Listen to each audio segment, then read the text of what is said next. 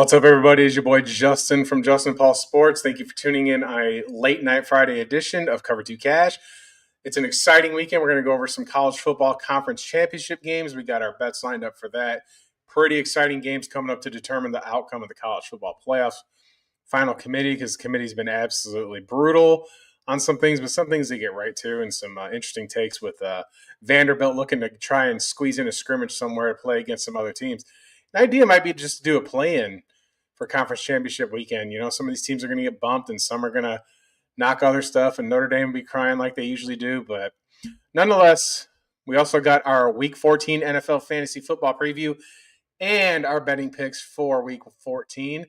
And returning from a 1-week absence due to illness, ladies and gentlemen, from the great state of Mississippi, it is Bobby from Bobby's Big Board. What's going on, Bobby? How you feeling, bud? What is going on? We're fantastic, man. Life has, honestly, it could not be better for me right now. It's been going really good. Just watched the Egg Bowl last Friday. That was amazing. Even though State lost, it was a good game. Got to see Kamario Taylor dice him up on the ground. That kid's got some wheels. He is really fast, really big, and really strong. So I'm excited for the future of Mississippi State. But yeah, it's really exciting weekend. Conference championship week. SEC championship's going to be a banger. And there's a couple of really good marquee matchups for these conference championships. So I'm really excited to go over them. So yeah, absolutely.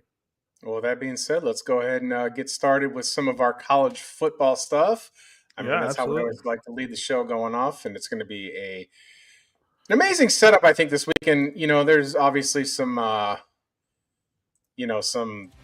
games that are going on that don't mean a whole lot of anything as far as the playoffs are concerned. Yep. But you still get to kind of take some pride in determining your college football conference championship. I mean, that is something you can hang on your hat for recruiting, especially if you're one of these G5 schools, like Sunbelt's playing right now. Yeah. The American was the game of the night tonight. My free play was North Texas -2.5. I don't know the score of it right now, but let me look. Nonetheless, Let me pull that score up real quick because I was curious about it. It's 7-7 right now. Tulane, North Texas tied up 7-7. Second quarter, top of the second quarter. I like how some of these smaller conferences too, where they do their you earn the right to host your conference championship. And like Alabama would be the 1 seed, so they'd be hosting. Ohio State would be the 1 seed, so they'd be hosting. I think that'd be way better for fans, and you've got an extra incentive. Plus, you bring extra revenue in. I mean, these stadiums can hold more than what they have in the NFL in these NFL stadiums. But Indianapolis is indoors, Atlanta's indoors, but nonetheless. Let's go ahead and get started with our first game here.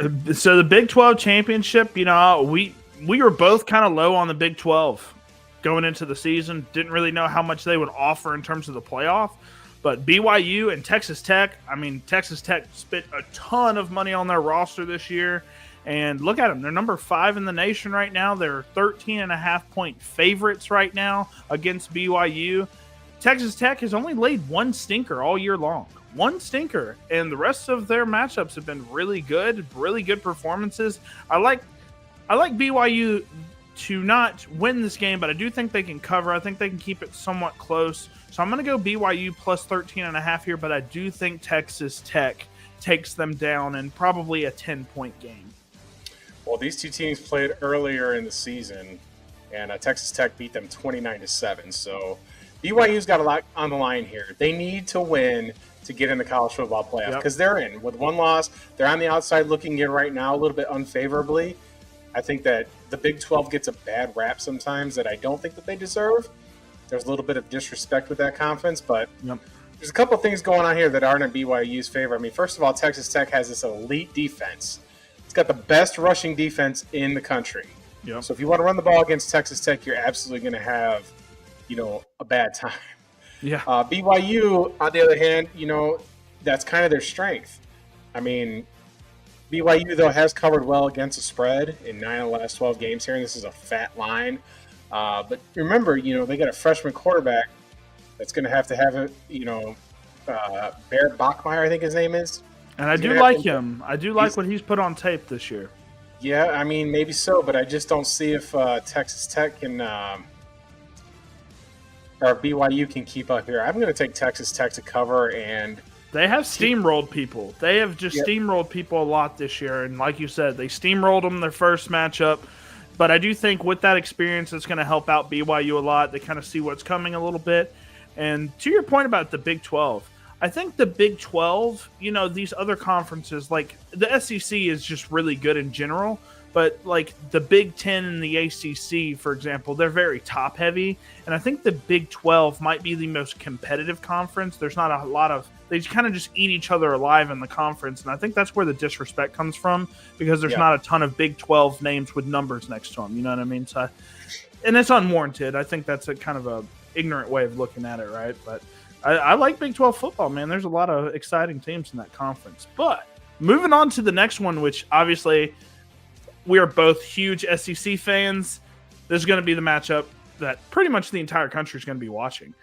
Number 4, Georgia, playing in Atlanta against number 10, Alabama. They are minus 2.5-point favorites, which is strange to me because Bama already played them this year and beat them. Yeah. So Georgia's, and I want to say Kirby Smart is 1-7 against Alabama. And he's 0-2 versus DeBoer, the head coach of Alabama. So this is a very interesting line here. I mean, I don't think that the crowd's going to be very heavily favored towards Georgia because Crimson Tide fans normally travel to this event anyways. They're not unfamiliar with SEC championships. So I like Alabama. I like the offense a little bit. I know it's sputtered out a little bit here recently, but I love the defense, especially in the red zone. And I think Georgia has I just don't think they have what it takes to beat Alabama right now. And I like the quarterback better with Ty Simpson. The run game, obviously, I like Georgia a little bit more, but the weapons for Alabama are all over the place. So I like Alabama to cover here, plus 2.5. Folks, I'm taking Alabama to win the SEC championship. Let's go over it. The beginning of the year, when we did our previews, I said it was going to be Alabama and Penn State playing for the national championship. Now, one of those picks has obviously crashed and burned. They fired their coach. They just hired Matt Campbell at Penn State. He was option 57 for them. Took a really long time to wait after signing day, which was yesterday. Yep. They have like the 150th. They're way down there in recruits, but that'll change. Penn State sells itself. But we're not talking about Penn State. Let's talk a little bit about this game. All right, I don't care about the history with the 1-7 with Kirby Smart. Joe Klatt said, how come we don't give him any grief like we give James Franklin grief for losing all those games? Well, nobody's going to fault you for being 1-7 against Alabama. James Franklin wasn't playing Alabama every time as a top 10 opponent, right? And he was getting skull drugged this year. That's why he got fired, right? And he had one of the best rosters in the nation.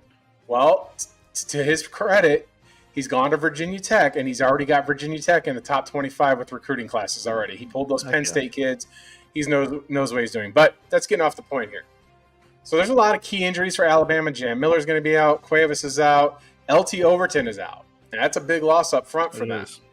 But I still think that in this game, it's going to come down to Georgia's inability to get to the quarterback.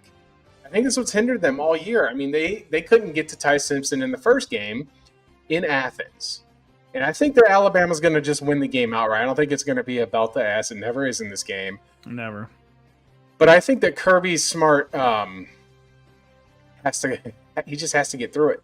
Yep. Whoever wins this game, I'm not surprised. But I do think that Ty Simpson's better than Gunnar Stockton.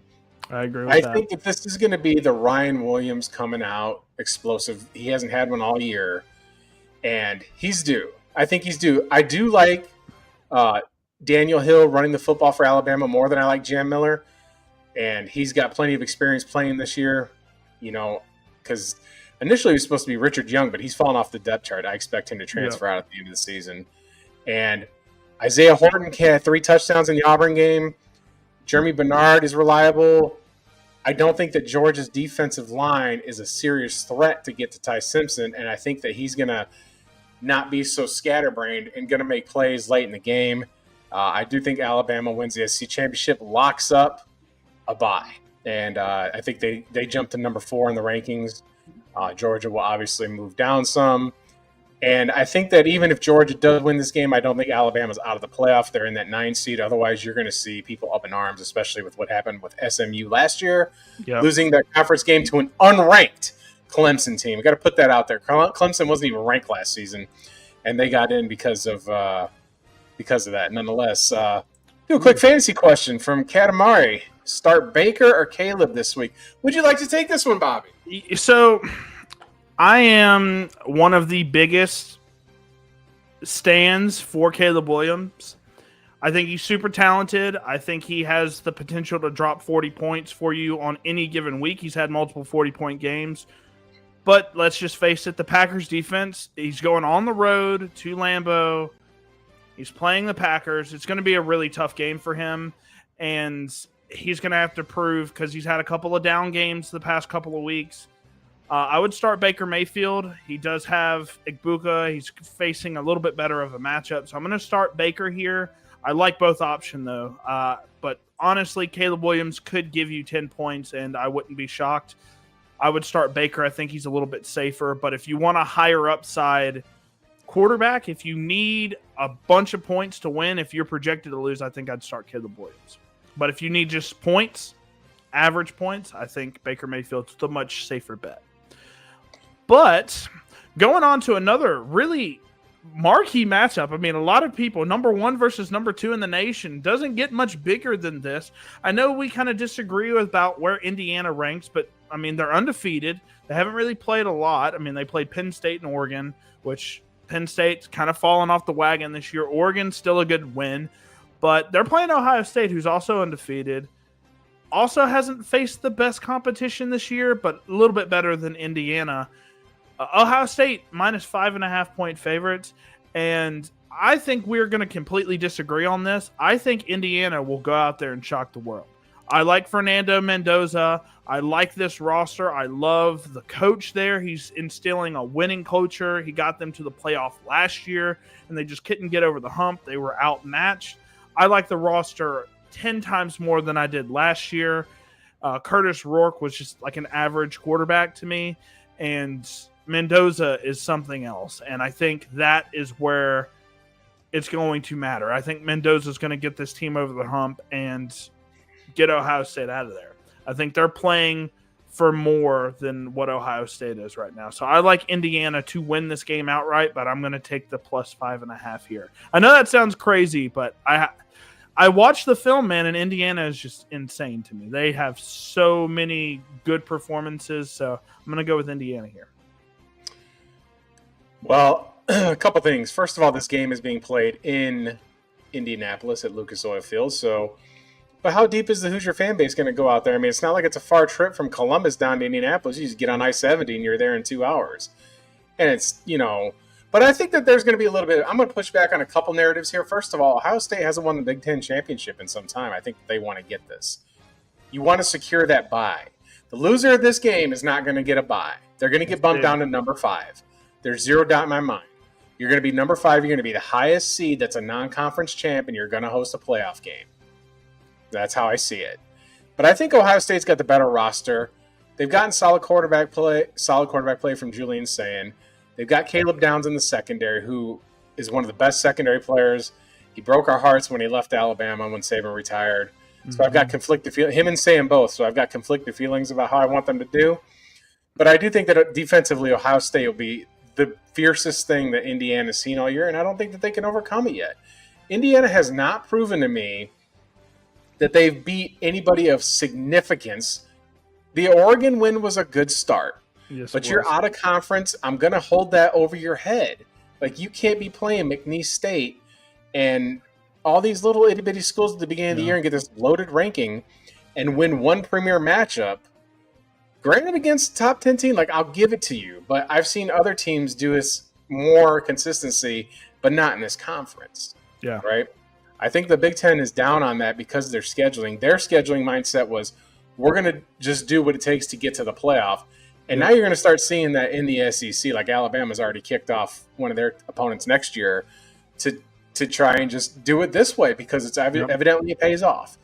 It does. But nonetheless, I think Ohio State, they proved that they can win against quality team in Texas at home.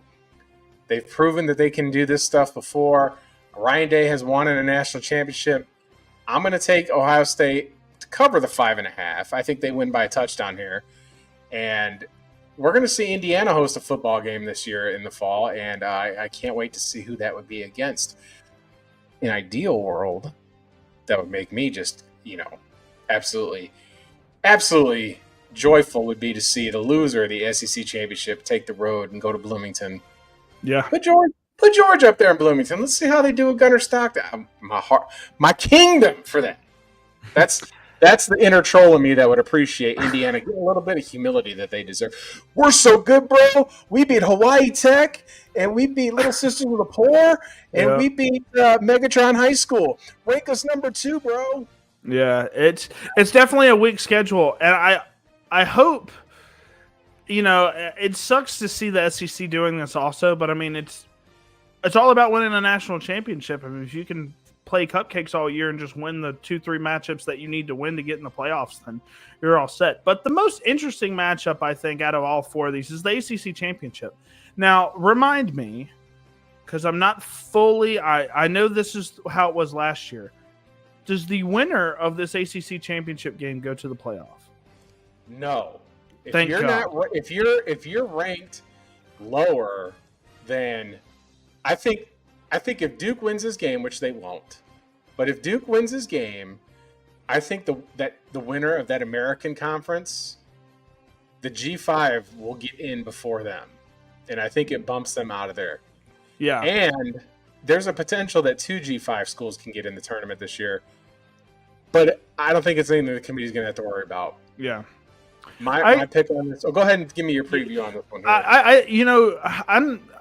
Duke has showed that anytime they play a team that's above average, they get smoked. And Virginia has had a really surprising season. I think it's pretty easily Virginia minus 2.5 here over Duke. I was making sure because I know last year I want to say the winner of the ACC went to the college football playoff. So yeah, I'm glad they changed that this year. If they did, Virginia I think is an easy win here. Glad that they've kind of turned this program around a little bit. So yeah, I don't think it's close. Yeah, I mean, listen, Virginia's holding teams to about 120 passing yards a game, and not letting them convert on third down.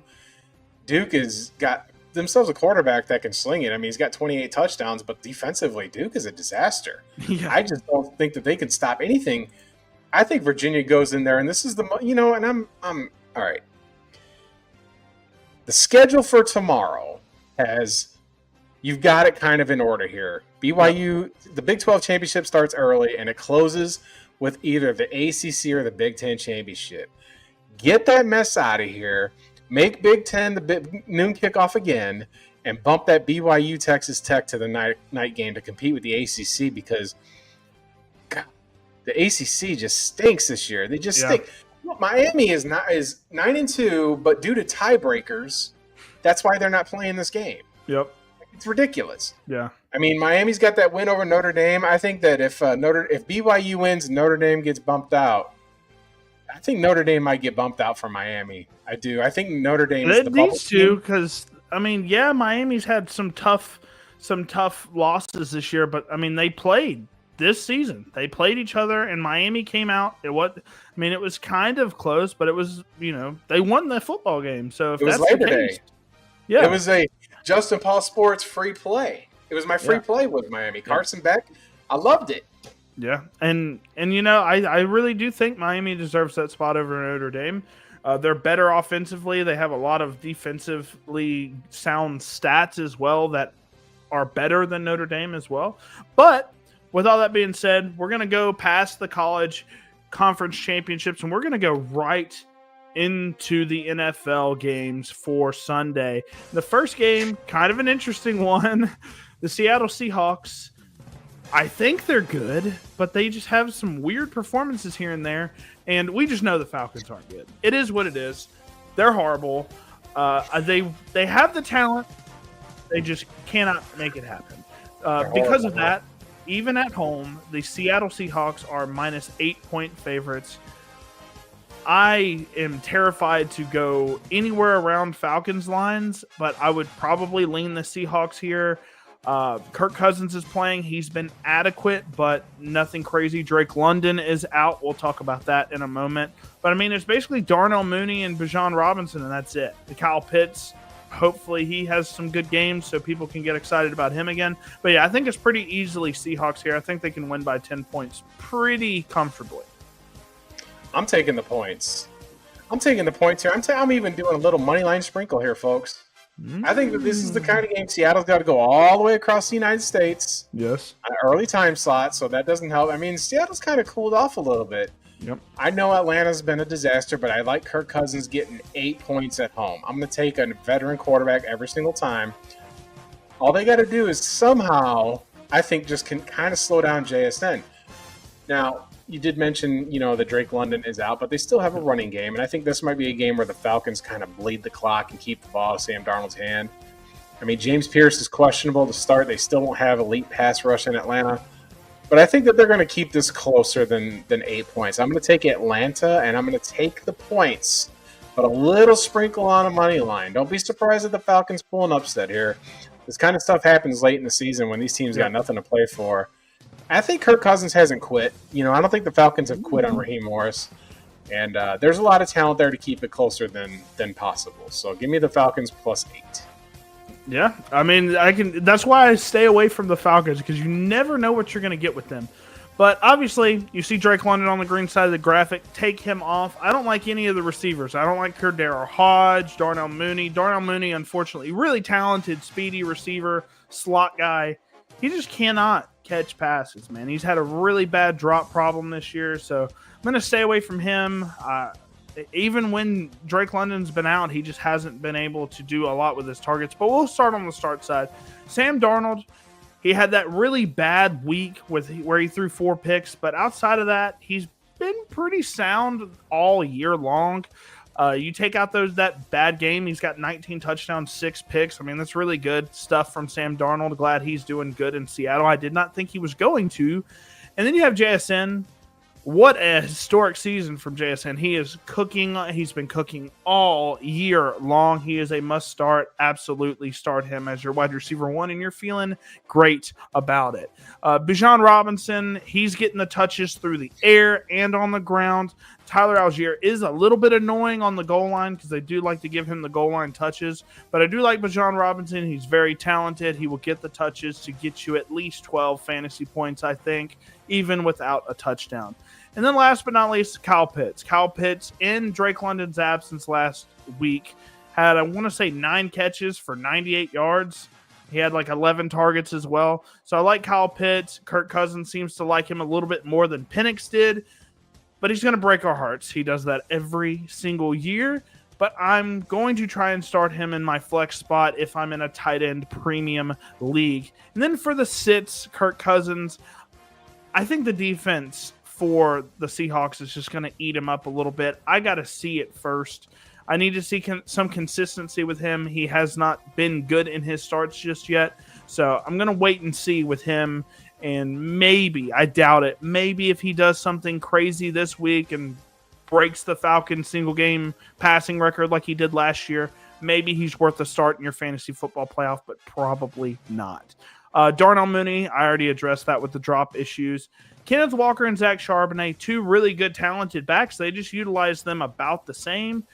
And I don't think either one of them gets enough touches to be a comfortable start for you. I think Kenneth Walker is an easier start than Charbonnet, but Walker could easily get 12 carries for 80 yards, and that's it. And then A.J. Barner, he was really hot early on in the season. I'm staying away from him. I think JSN's going to eat, and he's going to take up the majority of this team's air yards.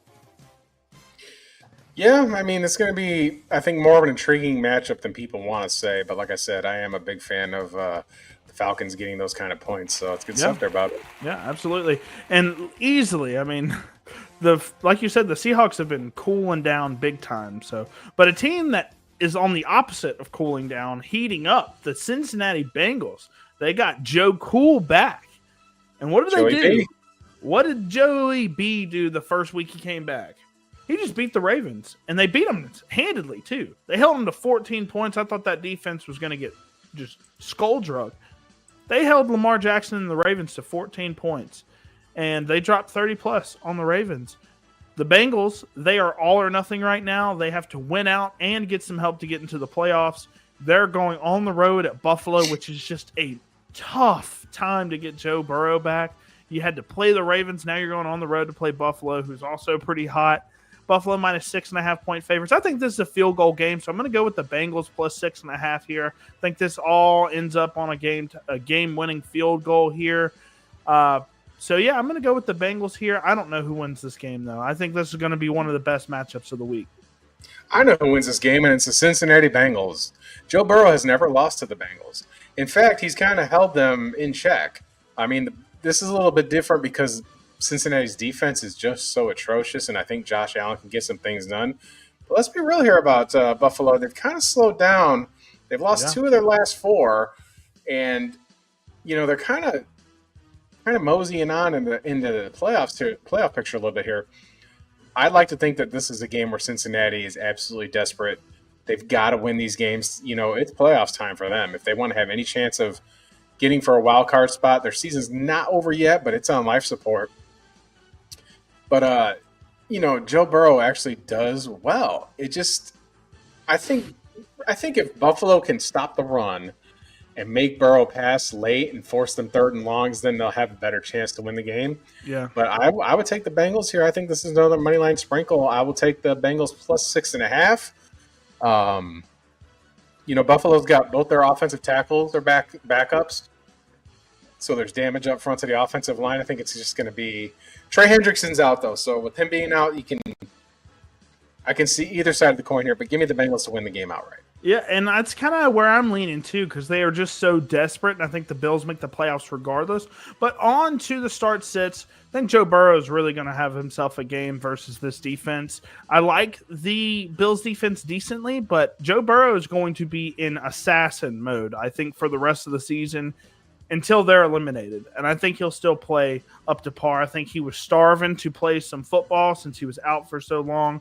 So I like Joe Burrow and his number 1 target, Jamar Chase. I think Jamar Chase is probably the safest wide receiver to start out of any wide receiver, including JSN. In fantasy football right now, I think he is fantastic. He will get a ton of touches, and he will do things with them. Then I'll talk about the 6th guy that I'll have on this list. Not a fan of this guy, but I'll talk about him in just a moment. But Josh Allen, I mean, he has like 13, 14 rushing touchdowns this year. He's going to continue to get them. He is just he might be the best fantasy football quarterback of all time. I know I say that about Lamar Jackson, but looking at his finishes, he's been the quarterback 1 or 2 the past 6 years. That is insane. Josh Allen's been cooking. So, like him as a start versus this defense. But this defense has been cooking for the Bengals. I mean, they kept Lamar Jackson to 14 points. I don't think they do that to the Bills, but I think they're a little bit better than what people are giving them credit for. That was a really good performance. Khalil Shakir, I've been kind of off the hype train on Khalil Shakir, but I think he's a safe option. If you need just points to get into your fantasy football playoff, I think he's a pretty safe flex option. James Cook has been playing phenomenally. They're going to give him a ton of carries, especially if they're up big in this game. And then the last guy I want to talk about is Chase Brown. Chase Brown, for whatever reason, I am not a big fan of. I don't like his film, don't like his tape that much. But regardless, who cares about what the tape says? He's getting fantasy points. I mean, he's getting a ton of meaningless dump-off passes where he's getting 4 or 5 yards a catch, nothing crazy. And since Joe Burrow is back, it's opened up the run game a lot more. While Joe Burrow was out, this dude was averaging like 2.5 yards a carry, which is atrocious.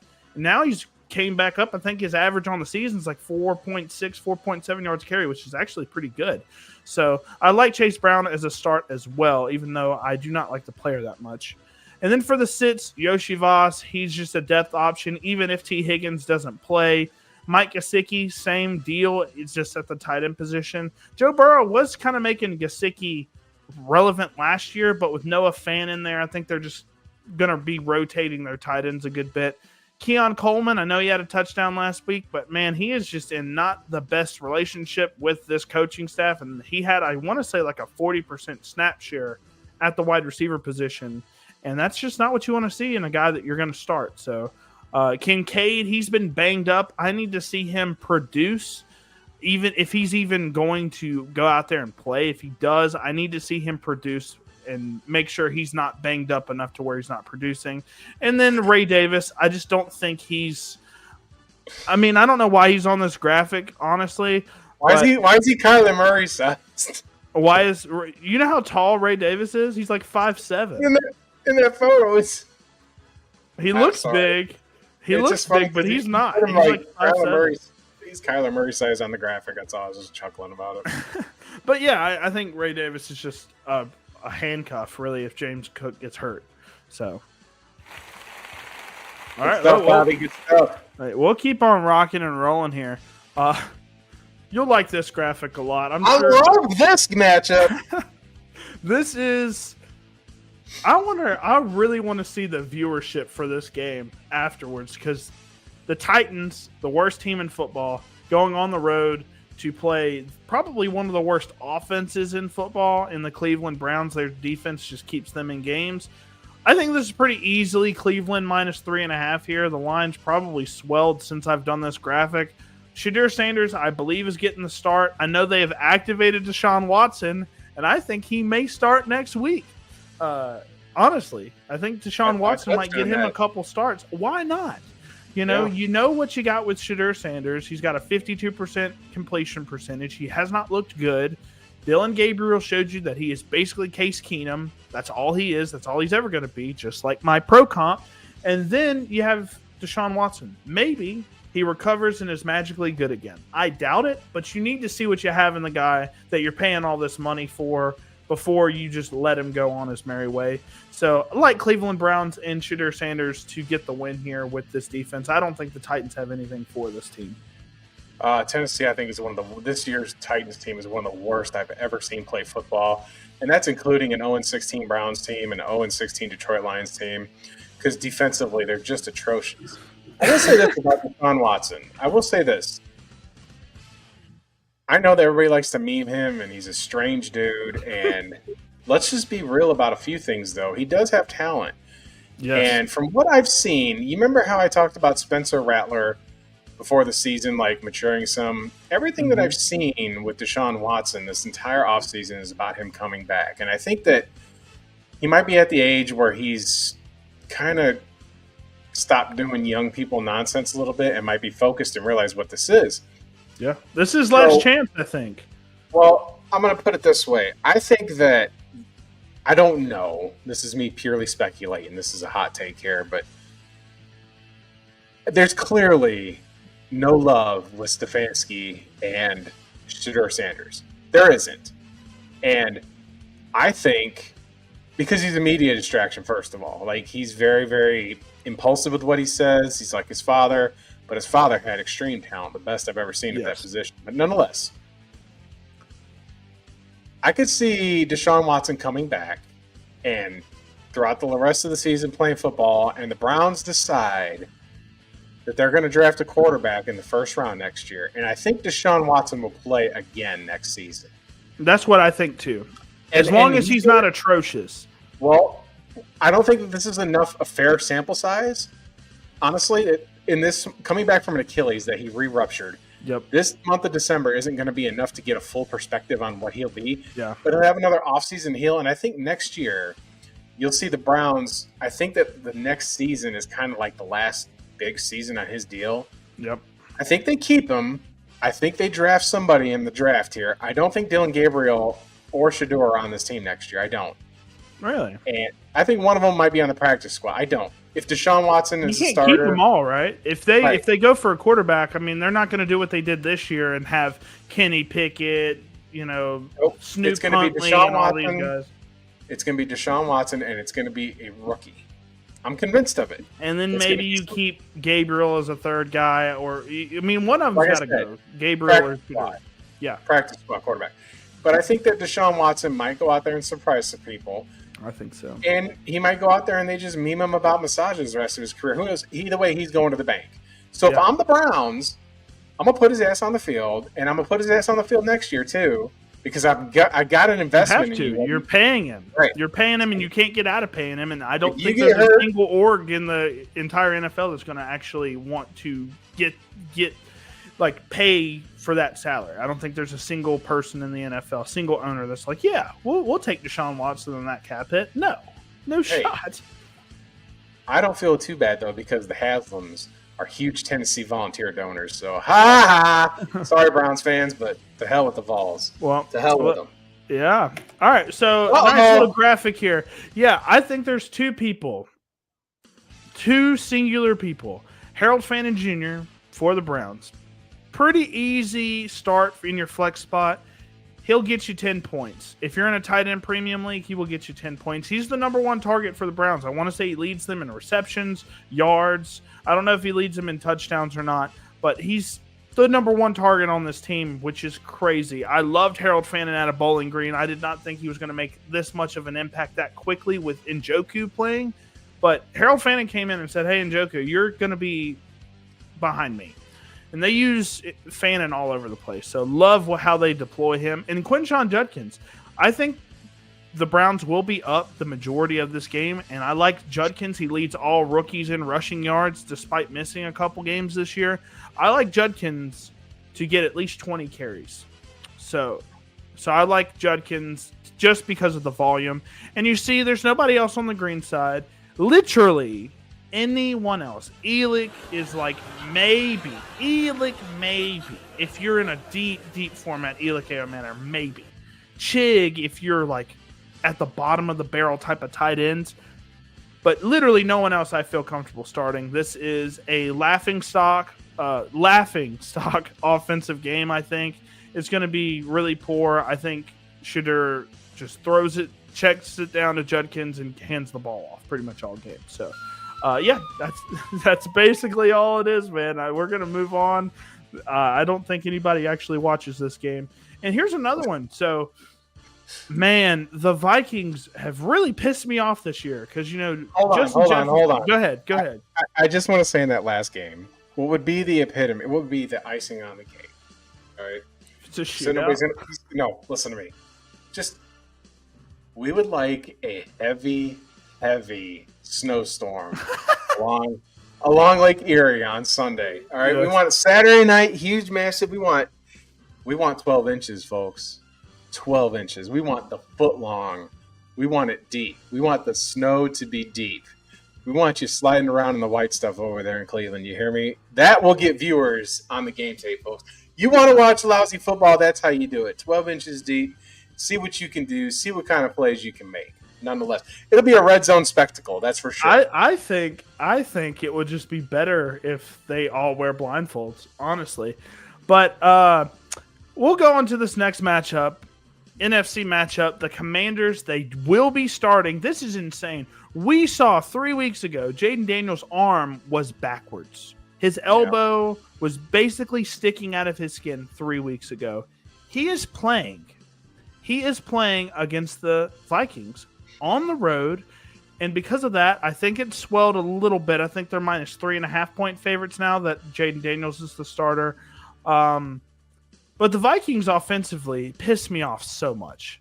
I love Justin Jefferson. I think he's being held against his will, and he is a hostage right now because J.J. McCarthy is genuinely what I thought the worst quarterback in the NFL.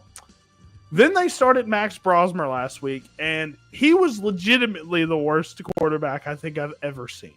Well, Max Brosmer wasn't a first-round draft pick. He was undrafted. So, be fair. J.J. McCarthy, the handoff merchant for the cheating Michigan Wolverines, shows that that's all he's capable of. I mean, that dude's been rightfully memed to death for making that stupid face in the locker room against Chicago. And the 9 comments is just so bad. It's so bad. You bring it upon yourself doing dumb stuff, folks. He's just not self-aware enough. He's just like, you call your alter ego 9. And it's like, if he said it in like a cool way, maybe it'd be kind of cool. But if you have an alter ego and you have to name it, like you're the one naming your own alter ego, and you go out there and you suck ass, that's not what you're gonna want. That's not gonna be a good look for you. So now everybody's just there's some really bad memes out there. There's only one person being memed worse than J.J. McCarthy, and that's Geno Smith. There are some so bad memes about Geno. But regardless, I like the Commanders to cover here just because I think the Vikings just can't move the ball. The running game has been with Aaron Jones being banged up. Jordan Mason just hasn't really been that effective this year. in the passing game, despite having great weapons, J.J. McCarthy just doesn't know how to throw a football. So, I mean, I wish Carson Wentz would get healthy again, but whatever. I don't. I'm thoroughly enjoying this Minnesota Vikings team. What are you talking about? I mean, you let Daniel Jones and Sam Darnold out of your building because of J.J. McCarthy. It is the divine intervention of my football trollingness to thoroughly enjoy Minnesota getting this done to them. But I'm going to take the Commanders here. Trolling aside here, Minnesota's defense just kind of has been hyper-aggressive, but just can't seem to get the job done. They're missing it. I mean, I thought we would see it in Green Bay, and they absolutely got ran over. And you got Justin Jefferson on your team. You can't get him the football, folks. 4 yards last week. It's the lowest of any game in his entire career, and I had to start him in my fantasy teams last week. That's great. It's just, it's crazy. I think the Vikings might draft another quarterback here. I think they might move up in the draft. It's a good draft to go with quarterback here. So, well, they've got tons of weapons. They've got Jordan Addison, Justin Jefferson. They've got a great defense. They could probably get themselves a new running back. Aaron Jones is kind of losing a step or two, but absolutely. I do like Jaden Daniels to come out here and just absolutely destroy. Just run around them, make them miss tackles and chase you down. Even if Mariota plays, I still like the Commanders to cover here. So it has been confirmed Daniels will start.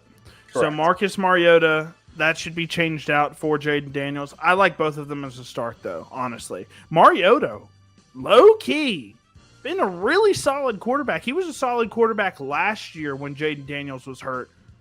I wouldn't be surprised if Mariota gets some weird looks, whenever his contract's up. And maybe he gets a spot start, maybe like a Taylor Heineke type situation in the future. Taylor Heineke is a big pull. But I like exactly what you said. They're very hyper aggressive, and against this Cliff Kingsbury offense where they love to dink and dunk you, I think that's going to be great for Jaden Daniels because he can absolutely avoid the rush. And with Terry McLaurin coming back, I mean, he looked really good last week in that overtime win. And Deebo Samuel, I think even with Terry McLaurin coming back, I think they still utilize him creatively. I think he is a little bit banged up, though, as he just is. He gets a lot of touches. I think both of these guys are clear-cut starts right now for the Commanders. And even though this is his lowest fantasy, he's coming off his lowest fantasy point game of all time of his career, Justin Jefferson is still a must-start. If he's not a high-end, I don't think he's a wide receiver 1 anymore right now until they figure out the quarterback situation. I think he's still, even with as bad as J.J. McCarthy is, he'll get you 10 points. And right now, when you're trying to fight for the fantasy football playoffs, you're trying to avoid duds, and I don't think Justin Jefferson has 2 duds in a season. Last but not least, TJ Hawkinson has quietly, and I mean quietly, kind of picked up his season a little bit as of late, so I do like him as like a fringe start tight end. Then for the sits, I don't care who's out there. It's going to have to be somebody that has some respect. J.J. McCarthy, I know they already waived Max Brosmer, RIP, but I don't like any Vikings quarterback right now that's on the roster, so stay as far away from any Vikings quarterback as you can. The run game is split backfield, stay away, and I don't know who's going to get the bulk of the carries for Washington. I think it's going to be Chris Rodriguez, but he has been he's been okay, but nothing enough to where you would like to start him. And JCM started off hot and has just cooled down. He had 4 carries last week compared to Chris Rodriguez's like 16. So, staying away from the run game for the Commanders. It's interesting because they were so high in JCM that they traded Brian Robinson. I mean, you kind of let Brian Robinson's pretty solid running back. I'm not saying that with Alabama bias, but he's better than what you got on that team right now. There's no doubt about it. He's better than Chris Rodriguez, JCM, or Austin Eckler, who's out for the year. I think you'll see the Commies go for a running back in the draft. They need to get some secondary help as well. But I could see a Jeremiah. This obviously everybody knows this name, but Jeremiah Love would be a great fit for this offense because I think the Commanders with this offense they need just a puncher, right? A guy like Brian Robinson who's a big back that doesn't go down easy. I don't like Jeremiah Love's film, by the way. I don't. I think he's shiny Tyler Algier, but I think you need a guy that can hit the hole like a Josh Jacobs type, I think is what you need if you're the Commanders. So we'll go ahead and move on, man, to the next game. We're just going to keep rocking and rolling here. Another pretty bad matchup, in all honesty. The Miami Dolphins going to MetLife, playing the New York Jets. Miami are minus 2.5-point favorites because the Jets are actually that bad. But I do like Tyrod Taylor. I do like what they have. Adonai Mitchell has kind of showed up to be better than people had thought, just because he's actually getting targets now. I don't know if the Dolphins are that bad with Achane, Waddle's healthy. I think they're just the more healthy football team because Garrett Wilson's not going to be playing this week. I'm going to go with the Dolphins minus 2.5 against my better judgment. This Jets team should be tanking, but they've been playing some decent football since all the trades. I'm still going to go with the Dolphins, though. I think Miami's a choice here very carefully, though. Yeah. Remember what I said? Chris Greer got fired, and I said that can change the culture inside of a locker room. And quite frankly, the Dolphins have responded accordingly. They've still got explosive players.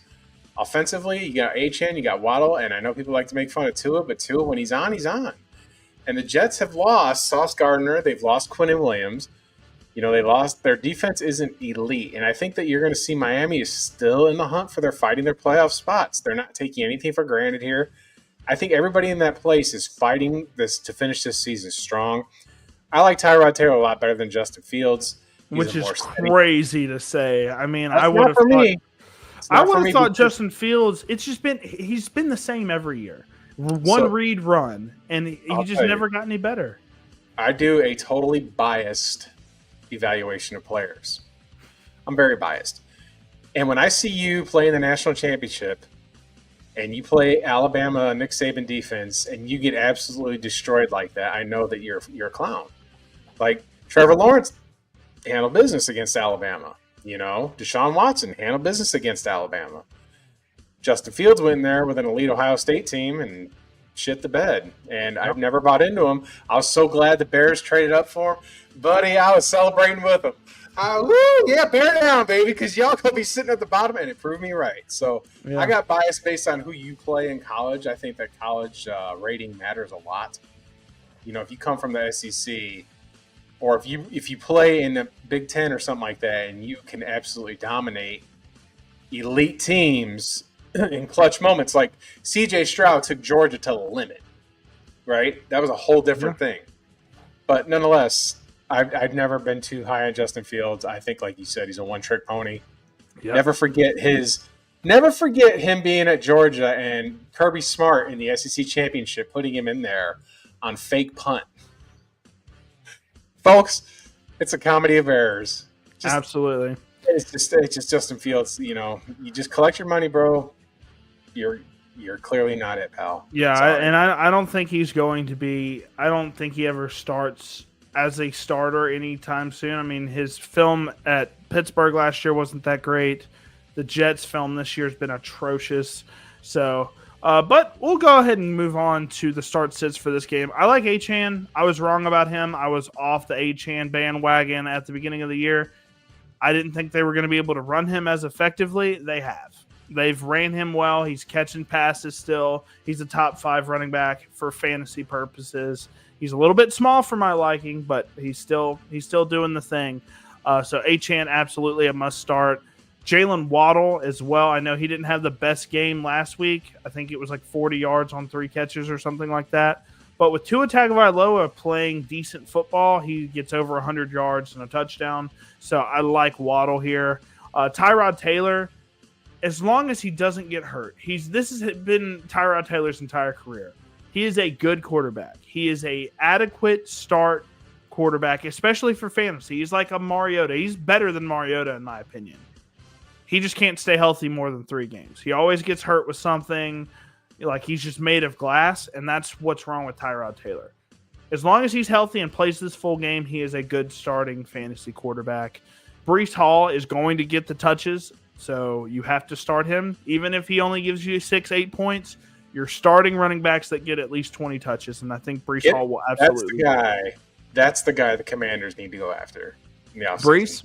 Yeah, Breece is definitely a very safe runner. He's not super explosive, has great vision, doesn't really make a lot of mistakes, can catch the ball pretty well. He offers a lot of stuff. So, and last but not least, a guy that I was kind of struggling to find a Jets PNG of him, but A.D. Mitchell. He's had 7 targets every single game he's played with the Jets at least, and he had 100 yards and a touchdown last week with Tyrod Taylor. If Justin Fields was starting this game, I'm not starting a single Jets receiver. A.D. Mitchell, I loved his film last year. He just has some weird drop issues.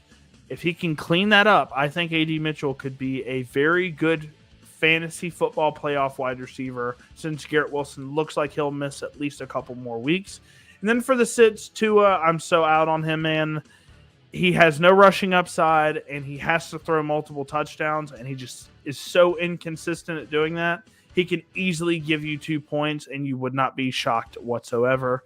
Malik Washington, I've been telling you guys to sit him all year. He gives you 8 to 10 points at his max, and then gives you 2 to 4 points at his floor. You don't want a guy like that, especially if you're trying to get into your fantasy football playoff.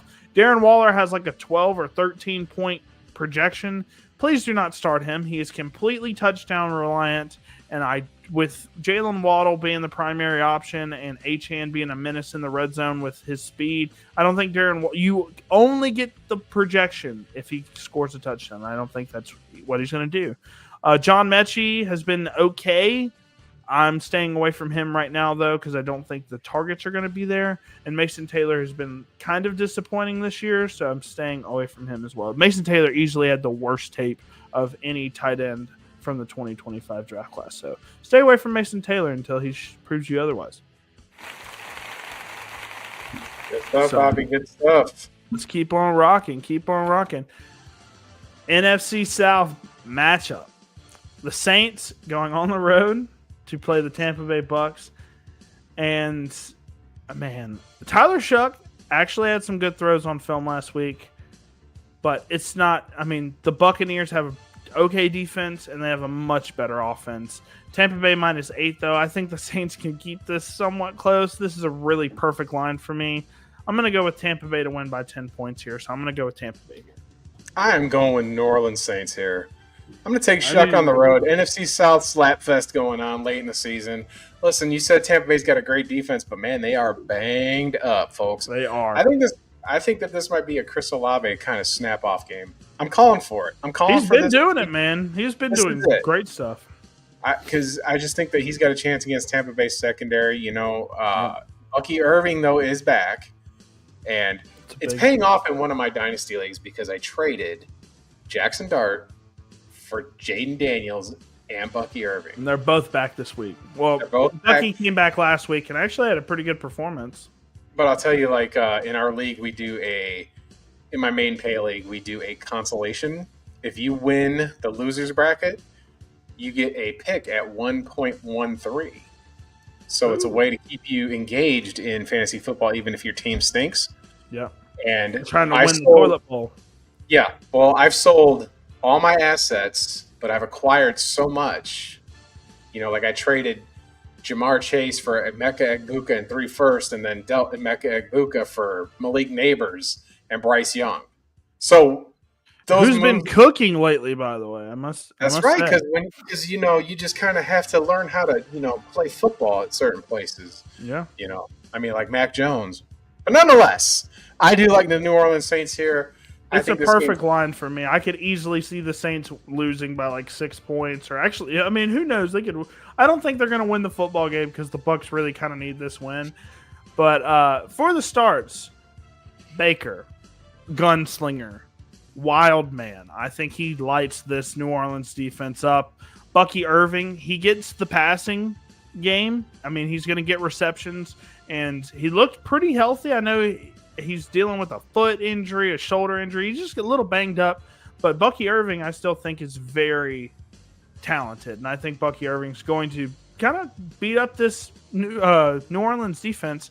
Emeka Booker and Chris Godwin. I think Baker Mayfield's going to go crazy, and I think these two guys are going to be the primary beneficiaries of that. So, like Emeka, a little bit more than Godwin, of course, but Godwin is a good flex option for now. And I think the only Saint that I would feel comfortable starting is Chris Olave. Shuck is like borderline, but I like Olave much, much more. He gets the targets every single week. I don't know how he's still around, man, because he's been taking some beatings over the past couple of seasons. I mean, look at him. Look at his face. He don't even look like he knows what's going on anymore. I saw a picture of him when he got drafted, and I look at him now, and it's like this guy looks like he's almost there. You know, he's almost in a retirement home, but he's playing great football nonetheless, getting a ton of good separation, good yak guy as well. Then for the sits, Tyler Shuck, I think he's just not quite ready yet. I don't think he's the long-term guy for the Saints either, unfortunately, but he does have some good throws on tape, and he's okay athletic. Devon Bailey had 90 yards and a touchdown last week.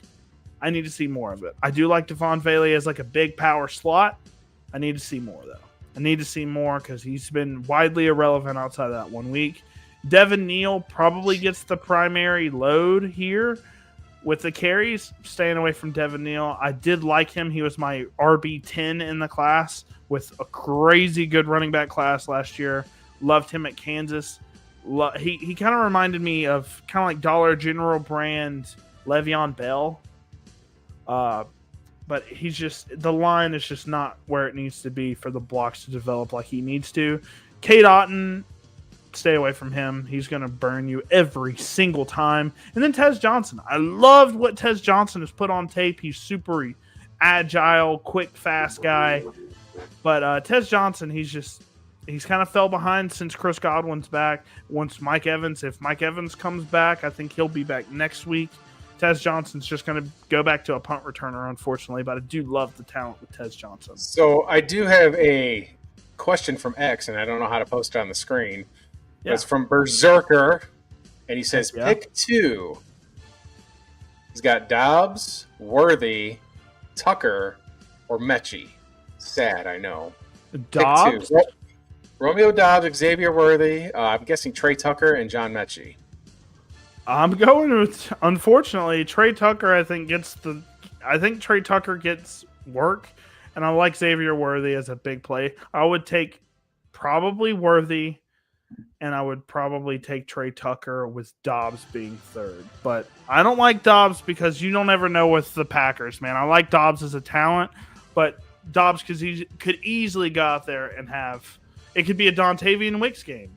It could be a Matthew Golden game. You just never know with the Packers, and not everybody can get targets in an offense. So I'd probably stay away from Dobbs.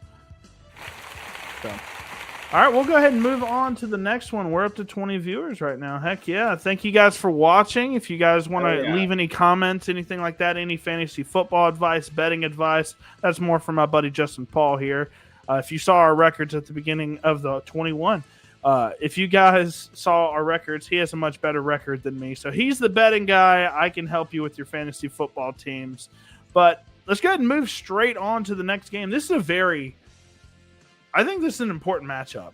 The Colts, they're trying to ride into the sunset and get a solid playoff berth here. I think they're pretty much set for a playoff berth, and the Jaguars are also a team that's cooking up too.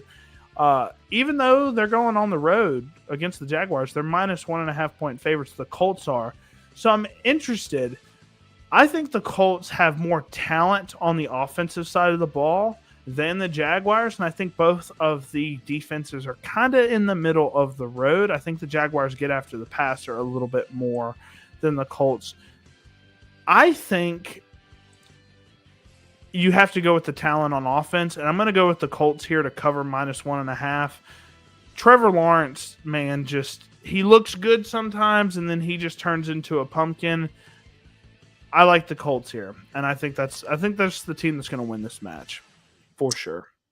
I don't like a quarterback with a cracked fibula. I just can't do it. It showed last week. He looked good. Man, I don't know. I'm gonna take the Jaguars as the home team here. I like the better quarterback with Trevor Lawrence. I know that the Colts have an elite. I mean, obviously the best running back I think in the NFL is Jonathan Taylor. I think he's the Yep. best. Josh Jacobs is right behind him, and then Bijan is third in my opinion. But I think the Jaguars, Brian Thomas, I like what he does. Obviously, who doesn't like what he does? I like what Travis Etienne does. I think that the momentum is kind of going the way of the Jaguars here. I think that they're going to take the lead in the AFC South here, which, like we've always talked about every week, with the AFC South being the most fun with the NFC South, is the what you just never know what you're going to get in these classic knock 'em, rock 'em, sock 'em matchups. But I do think the Jaguars have a statement here. I think that Danny Jones is really going to have to worry about that pass rush with the Jaguars with Travon Walker and what's his name, Hines Allen, and their linebacking core. It's a bad matchup for the Colts. It's a bad matchup for them. I'm going to take the Jaguars to cover here. I'm going to take Jaguars money line as well. A little sprinkling going on there. Yeah, I can see that. So, why is Josh Downs on here? Don't worry. Oh yeah, never mind. So Daniel Jones, he does have a cracked fibula. I don't know how he's playing, but he played decently last week. Now, there is a weird match math here if you want to talk about it. The Jaguars did beat the Chiefs. They were at home. The Colts went on the road to try and play them, and they came up just short. So there is that, if you want to read into that. But I do like Daniel Jones. He's proven pretty much all year that he is a safe starting quarterback. And I think versus the Jaguars, I think he can get it done and actually throw a couple of touchdown passes. I don't think the mobility is going to be as good as it normally is with Daniel Jones just because of that injury. Jonathan Taylor's a must start. He's going to get the touches. And when he gets touches, he gets yards and he gets touchdowns. And no one has more 3 touchdown performances than Jonathan Taylor. He has been ridiculous. And then Tyler Warren. Tyler Warren, I want to say, still leads this team in receptions. He is pretty much exceeded expectations for the Colts, and I think he's going to continue to be a cornerstone of this offense. So I like him as a minimum 10-point guy in tight end premium leagues. Like Trevor Lawrence versus this defense as well. He's been getting some rushing touchdowns this year. Really been kind of making some statement wins here and there. And I like Brenton Strange. That's a name that you guys need to remember. Brenton Strange out of Penn State. He was a rookie last year, I believe, or the year before last. But Pittman, out of Penn State. Pittman is leading the team. I'm just taking a look here. Okay, Pittman good. is leading the team with 60 catches, but Alec Pierce has the most yards. Yes, Alec Pierce has been cooking, and I will talk about him in a moment. But Brenton Strange has been, since he came back from his injury, he landed on IR. But before he was put in IR, he led the team, Brenton Strange did, in yards. Then he went on IR, and he's come back, and he's been making a statement at the tight end position. So that is a guy you want to keep your eyes on in Dynasty. Trade for him if you can, and start him in your fantasy football playoffs, because I think he's going to be a menace. Then for the sits, Bashal Tutin, he had a decent game last week, but he's a change of pace guy. Sometimes they give him the workload in the goal line, but Trevor Lawrence has been getting a lot of goal line pushes as well. So Jacoby Myers, I need to see more from him. He had a decent game last week, but I need to know when Brian Thomas Jr. is going to figure it out, because he's been horrible all year. He doesn't want to play over the middle. He's not catching footballs that he needs to. It's been a completely different story than it was last year. I don't know if it's because Daniel Jones and Brian Thomas just have a great relationship and just have this chemistry that Trevor and Brian Thomas just don't have. But they're going to have to figure it out. Yeah, that's what I mean. Well, Mac Jones had the chemistry. Trevor and Brian don't, it seems. So I need Brian and Jacoby to prove to me that they can be consistent options. Brian Thomas Jr. has proved to me that he's the biggest bust of this year, I think. I mean, he's been horrible. I mean, very inconsistent. And then Josh Downs, I love the player, man. I really do love the player, but he's just kind of the odd man out. Pittman is the short to intermediate guy. Alec Pierce is your deep ball guy. Tyler Warren's your big guy on your third and shorts. And Josh Downs is kind of a mixture of all those, and he just hasn't been getting the touches because they have other personnel for that. So yeah, he's just kind of like the odd man out. You think Tootin never takes that backfield over, or you think there's going to be an ETN extension there? I think the ETN's played well enough to get an extension, but will they extend him? Because we've seen backs like Saquon Barkley, for example, play really good, and teams just decide not to pay him. I think in this day and age, because we've seen teams not pay running backs and it backfires in their face, I think Travis Etienne will be extended. As long as you have some consistency at your position, you will pay them. And I think Travis Etienne will get paid, and I think Tootin's just a guy that's just a kind of like a handcuff. You think Green Bay's happy they paid Josh Jacobs? Absolutely. Yeah. And the Raiders are – I like Genty, but, I mean, the Raiders were in purgatory with, what's his name? I don't remember. It's okay, Bobby. Let's just get on to the next one. Whatever. We're going to get on to the next matchup here. The Steelers going on the road to play the Ravens. This is a big matchup for this division. This is gigantic. Because if the Steelers beat the Ravens here, the Ravens basically don't have a shot to win this division, I don't think. I don't like the Ravens minus 6.5 here. I think the Ravens are kind of frauds in my opinion. They lost to the Bengals pretty soundly, and the Bengals defense is not good. Lamar Jackson has played really poor over the past 3 weeks, has more turnovers, I think, than any quarterback over this span. So, I like the Steelers plus 6.5, and I think the Steelers might win this football game because the Ravens have just shown the inability to not be able to lock in when they need to lock in. So, I think the Ravens had the better team, but they just can't get it done. I think this might be a little bit of a game plan change here. I think that you can see Baltimore hand the ball off to Derrick Henry 25 times in this game. Steelers don't have a great defensive, run-stopping abilities kind of out there. I think they might change it up a little bit because they understand that this is basically a humongous game to decide the AFC North. I don't think that the Bengals are going to get back into it. They can. It's going to be a tougher road, but when you get to these critical late season games in December, you got to go with experience. I like the head coaching a little bit more in Baltimore than I do in Tomlin.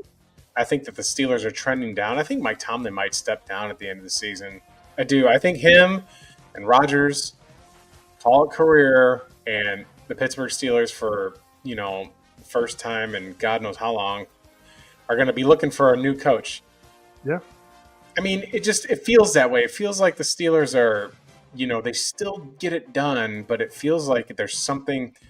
It's just like a overdue. Like it was a great run. You won. Yeah. You won a Super Bowl. You played in another one. You lost to Green Bay. You beat Arizona, but you got the World Championship. And sometimes it's just your things run its course. I mean, he's been coaching at Pittsburgh longer than Saban coached at Alabama. It's absolutely.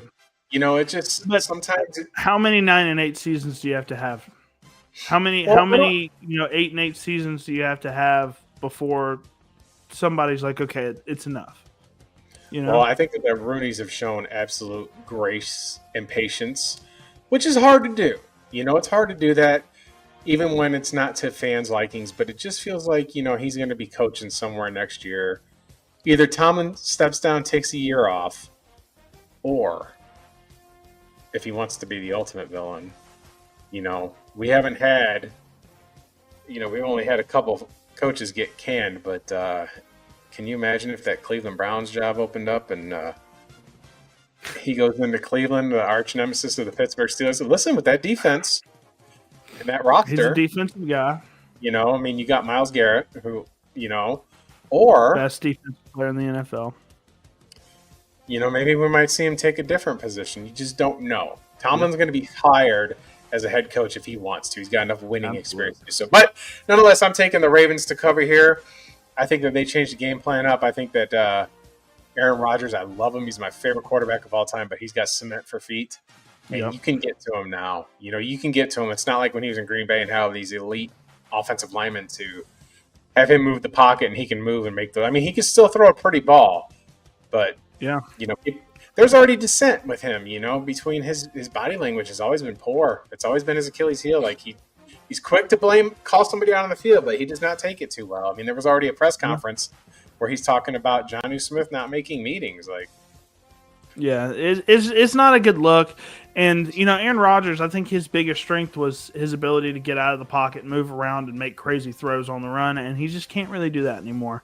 But against my better judgment, and I would not be a good fantasy football player if I told you guys to sit Lamar Jackson. I am starting to feel that way. He is a top 3 fantasy quarterback of all time, ever. Some would say the best. Lamar has had back-to-back-to-back really poor showings, but I'm still going to start him because his ceiling is that stupid high. Derrick Henry, they give him touches, he gets touchdowns. He's got like 900 yards and 11 touchdowns, I think, on the year. You start him. Mark Andrews, hey, way to go, Mark Andrews, getting the bag. I did not expect that at all. $13 million a year on a 3-year deal for Mark Andrews, who I thought was kind of over the hump, in my opinion. Just kind of in the twilight of his career. Lamar Jackson loves him in the red zone. I know I don't like to start guys that are touchdown dependent, but Mark Andrews is basically automatic lock for a touchdown. So I like Mark Andrews as a start. Jaylen Warren's going to get the touches. I don't know if he does much with them, but you have to start him if he's in your flex spot because he's getting the touches. And DK Metcalf. Aaron Rodgers has not had the best year. He just hasn't. DK has had a pretty solid year. He's going to get the touchdowns if they get in the red zone. He's going to get, the red zone targets. And he's just had some really good film performances as well. So, like DK Metcalf as a start, he's the only wide receiver I would start. And then for the sits, Aaron Rodgers, I think this defense does get after him a little bit. Like you said, he does have cement for feet, so I'm staying away from him for now. He just hasn't really had that many great performances outside of that 1-4 touchdown week. Calvin Austin's been kind of underwhelming as well. He's a big boom or bust guy. He's been more bust this year than boom. Kenneth Gainwell, really happy that he's had a couple of really successful games. When he gets a lot of touches, he's really successful, but Jaylen Warren, that's his job right now. DeAndre Hopkins, he is number 2 right now in PFF rankings for wide receivers. Is that strange? That's a little strange to me. But DeAndre Hopkins, none of the wide receivers I feel like are really comfortable starts. Zay Flowers, maybe, but he's not even on the graphic. It's not even on the graphic. Mm-hmm. He's not even sit, Zay Flowers. Because he's a teeter-totter for me. I think Zay Flowers is like a fringe start guy. I don't feel uncomfortable starting him, and I don't feel comfortable starting him either. I think he's going to get you 8 to 10 points. Unless he gets a touchdown out of some weird way. But the touchdowns just go to Derrick Henry, Lamar Jackson, and Mark Andrews. So he's like a 6 catch for 60 yards type. So don't like any other wide receivers for the Ravens right now. Zay Flowers, maybe a tiny bit. So let's keep it rocking and rolling. Everybody that's watching, thank you guys so much for hanging out with us on Friday night. We're excited about SEC championship. Tomorrow, we're excited about all the conference championships. And then we get to talk about this AFC West matchup. The Raiders are terrible. The Broncos are good. Denver on the road, 7.5-point favorites. I think they win by 10 points. I'm going to take Denver here. Geno Smith is genuinely, if we're taking Minnesota quarterbacks out of it, Geno Smith is the worst quarterback in the NFL. Pretty easily for me. He's had a couple of games where he's been solid, but he's awful. I mean, he is just, I cannot express how bad his film has been thus far. The offensive line is terrible. That's the thing. That's where I've got to intervene. Because his offensive line is terrible, but whenever he gets pressured, he makes some of the worst throws I've ever seen in my life. I understand you get pressure, but he is one of the worst quarterbacks I've ever seen under pressure. I'm not this big Geno Smith fan. I don't care. I'm indifferent to his career, but we've seen him lead the NFC in passing yards and offensive efficiency when he was in Seattle. So the talent has always been there. But this, especially the guards on the Raiders, is a turnstile. It's atrocious. Like, it's not even bad. And when you're older, right, like, your reaction time dips a little bit. I'm not going to put the entirety of the blame of him being this awful quarterback. I don't think he's getting help up front. It's affecting the running game, too. Like, Ashton Jeanty cannot get going. They don't throw the ball to Brock Bowers for some reason. I mean, I think that was a Chip Kelly thing, though, but they're starting to get him the football. Yep. In this game, though, I'm going to take Denver to cover the 7.5. I think that they are on a roll to secure that top spot in the AFC. It's theirs for the taking. The brass ring is right there. I think the Broncos, like I said, they're a missed field goal away from beating Indianapolis. And quite frankly, I think that they're the AFC's best team right now. They got a great defense. Surtain's back. They got great pass rush. They got decent quarterback play. They've got receivers that I like. I'm not big on RJ Harvey, but I'm going to take the Broncos to cover 7.5 in Las Vegas. No weather, no problem. Yeah, me too. Pretty easily. And for the start sits, Bo Nix, he is a little gunslingery at times, but he does have the rushing upside. Not the best rushing upside in the NFL, but he has enough to where he can be dangerous. And, I mean, he's just being pretty smart with the football and getting the touchdowns. So I like him as a start, especially versus this really piss-poor Raiders defense. I sound like a big hater versus the Raiders, but it is just – I don't like watching Raiders games, man. It's really sad. RJ Harvey, he's the lead guy. Sean Payton said this week, they were saying, hey, is RJ Harvey, is this his backfield now that, who would have thought J.K. Dobbins got hurt? I told y'all he's never going to make a full season. It's just not what J.K. Dobbins does. And Sean Payton said, with R.J. Harvey, you guys have seen nothing. You're going to be surprised with R.J. Harvey. And, Sean Payton likes to make words like that in the media. But I like R.J. Harvey. I really loved his film at UCF last year. I mean, he was something special last year. He's a little bit older, but he's got the juice. He catches the ball out of the backfield. He is their backfield pass catcher, and he's going to get all of the touches. So I like R.J. Harvey because of the volume and the defense that he's playing against. It's not very good versus the run. Cortland Sutton, SMU great. I am really happy that he's having a good year. He had a great year last year. He's finally got a decent quarterback under center, and Sutton has been doing really good things, and I continue to expect he's going to be a solid wide receiver for us in fantasy, a wide receiver 2-3 for us on our rosters. Ashton Genty, he has not been efficient on the ground whatsoever. He has some of the best tape at Boise State I've ever seen. He was able to make nothing out of something all the time. NFL's different. Can't make nothing out of something. I mean, something out of nothing at the NFL level. The guys are just too good, too fast. Once they get a line figured out for Genty, he's going to be a monster. But still, with the inefficiencies on the ground, they get him the ball out of the backfield and make him relevant. And I want to say he had like 12 fantasy points last week, 13 fantasy points last week. No touchdowns.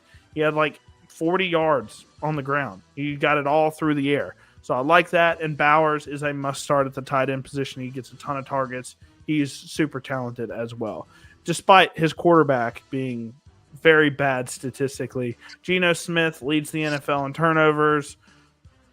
Please stay away from him. The line's not going to protect him. He's going to get eaten alive by this pass rush because, in my opinion, I don't think they have the best pass rusher, but the amount of players that are on this line that are good, they have the best pass rush in the NFL, and they're going to annihilate Geno Smith this weekend. And because of that, Jack Bech is not going to do much. Dante Thornton is their deep threat. I have a pretty substantial bet. I know you know who Yab is. Yab said that Dante was going to get over 500 yards on the season, and we made a pretty substantial bet that wasn't going to happen. And right now it looks like I'm going to win that bet. So Marvin Mims is a deep shot guy that just hasn't really done much, unfortunately, this year. He's kind of gotten phased out of the offense in favor of Pat Bryant, who I loved out of Illinois. And Troy Franklin had just that one big game and then disappeared. So, yeah, not liking many of the receivers. I do like Pat Bryant as a spot start if you're in deep leagues, but Cortland Sutton's the main guy there right now. I like Troy Franklin to start. As far as Dante Thornton, I would never say he would get 500 yards on the season, but I would say that it's delusional. I think there's something there. I just think there's something talented about a guy that big and that fast who played in the SEC and had success. I mean, you can say the same thing about Jalen Hyatt, but I think that, like you said, this might be a scheme issue here. I think that once the Raiders figure it out, if they ever figure it out, to get solid quarterback play, he can be like Marquez, Scantling and all that stuff, Yeah. like just stretch the field, and that sets everything up for Brock Bowers in the run game. So, and he'll have those games where he has, like 5 for 110 and 2 tutties because he can get down the field so fast. He's like bad Christian Watson, in my opinion. I think Christian Watson was significantly more talented than Dante Thornton. He just has never been healthy, unfortunately. So, but yeah, Dante Thornton, I always thought of him as a developmental guy and not a guy that was ready. He just doesn't run routes. So, here we go. Look, we had a little bit of banter on this one over the past couple of days. Justin Paul is a big Packers guy. If I had to pick my favorite team in the NFC, I'm a Chiefs fan, but if I had to pick my favorite team in the NFC, it would be the Chicago Bears because I'm a big Caleb Williams guy. I think the Bears are going to cover this. I don't know who wins. I think the Packers might win this game, but I think it's going to be closer than a lot of people expect. I know you picked it's kind of like a bit at this point where every time there's a bear logo, you always go for the other team. And it's worked out for you some. It hasn't worked out for you on others. I think the Packers win this game, but I think it's going to be by a field goal. I like the Bears to cover here. And we're going to see what Caleb Williams does against this pressure. This is going to be a big game to prove who Caleb Williams is. Well, the Bears got their big win last week against the Eagles on Black Friday, and it was pretty decisive. I mean, the Bears took care of business. There was no fluke about it, and it was a big win for them to prove that they could beat a team with a winning record, do it on the road in an outdoor environment. But then I start to see a couple things that with this team that, first of all, when your coach is just ripping off his shirt after the game because he's emotional and stuff like that, like, can you see elite coaches do stuff like that? I think that there's a college mentality with the Bears, and I think that they're rah-rahing it right now, but let's be real about a few things here. They're missing their starting 3 linebackers again this week.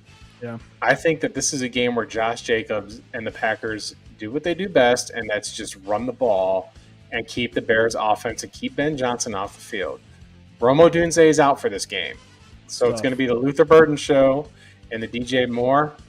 And, the Bears have been running the ball very well. Last week they had 200-yard rushes with DeAndre Swift and Kyle Monangai. But I do think that this game in Lambeau, this is a huge, huge, huge matchup. This should be the Sunday night game. Even though the game in 2 weeks, the rematch is on Sunday night in Chicago, this one right here should be the prime time, in my opinion. I agree. It's the best game on the schedule this week. Because as of right now, the Bears are the 1 seed in the NFC. I know that's crazy to say, but the Packers are, loaded talent-wise on both offense and defense. And the Bears' defense has played ridiculously well, forcing turnovers over and over and over again. That was going to be the key to the matchup for me. So the Bears have been extremely opportunistic, leading the league in takeaways. Yep. However, Jordan Love is extremely careful with the football. Yeah. And I don't think the Bears are going to get the opportunity to get these kind of turnovers. And I think the game comes down to Caleb Williams is going to try and gunsling it, and I think he's going to throw a pick 6. I just feel like it's going to be like the Bears have more pressure on them to win this game than the Packers do. They really do. They put themselves in this position. Now you got to prove it. You proved it last week. And now you're starting to get the fans to believe it. And you should. Bears fans should be excited for this team. They've had such a lousy team for the past 20 years. Mm-hmm. Good for their fans and good for that. But I do think the Packers cover at home. There's no crazy weather projections. I just think that Micah Parsons and Rashawn Gary are going to get there. But Devontae Wyatt being out is the big question mark. So I have a better feel for this game, when they have the rematch in 2 weeks, because he's a huge loss for the Packers up front. Yeah. Nazir Stackhouse and Will Brinson are going to have to fill that void. And we're going to see if those fat boys can get in there and get it done.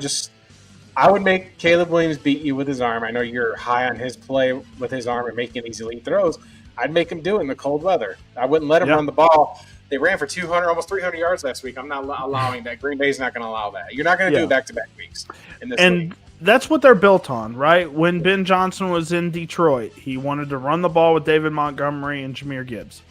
He's not making that a secret. They're going to try. I know he said we're going to make Caleb Williams throw for all these yards is what Ben Johnson said. I want you to think that if I'm the Bears too.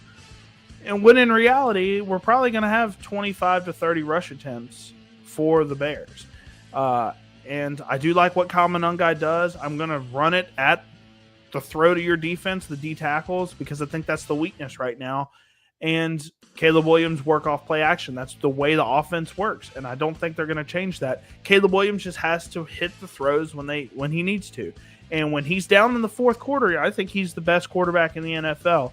But during the middle, first, second, and third quarters, man, he just misses some throws, whether it's on him or the wide receiver. He's going to have to clean that up.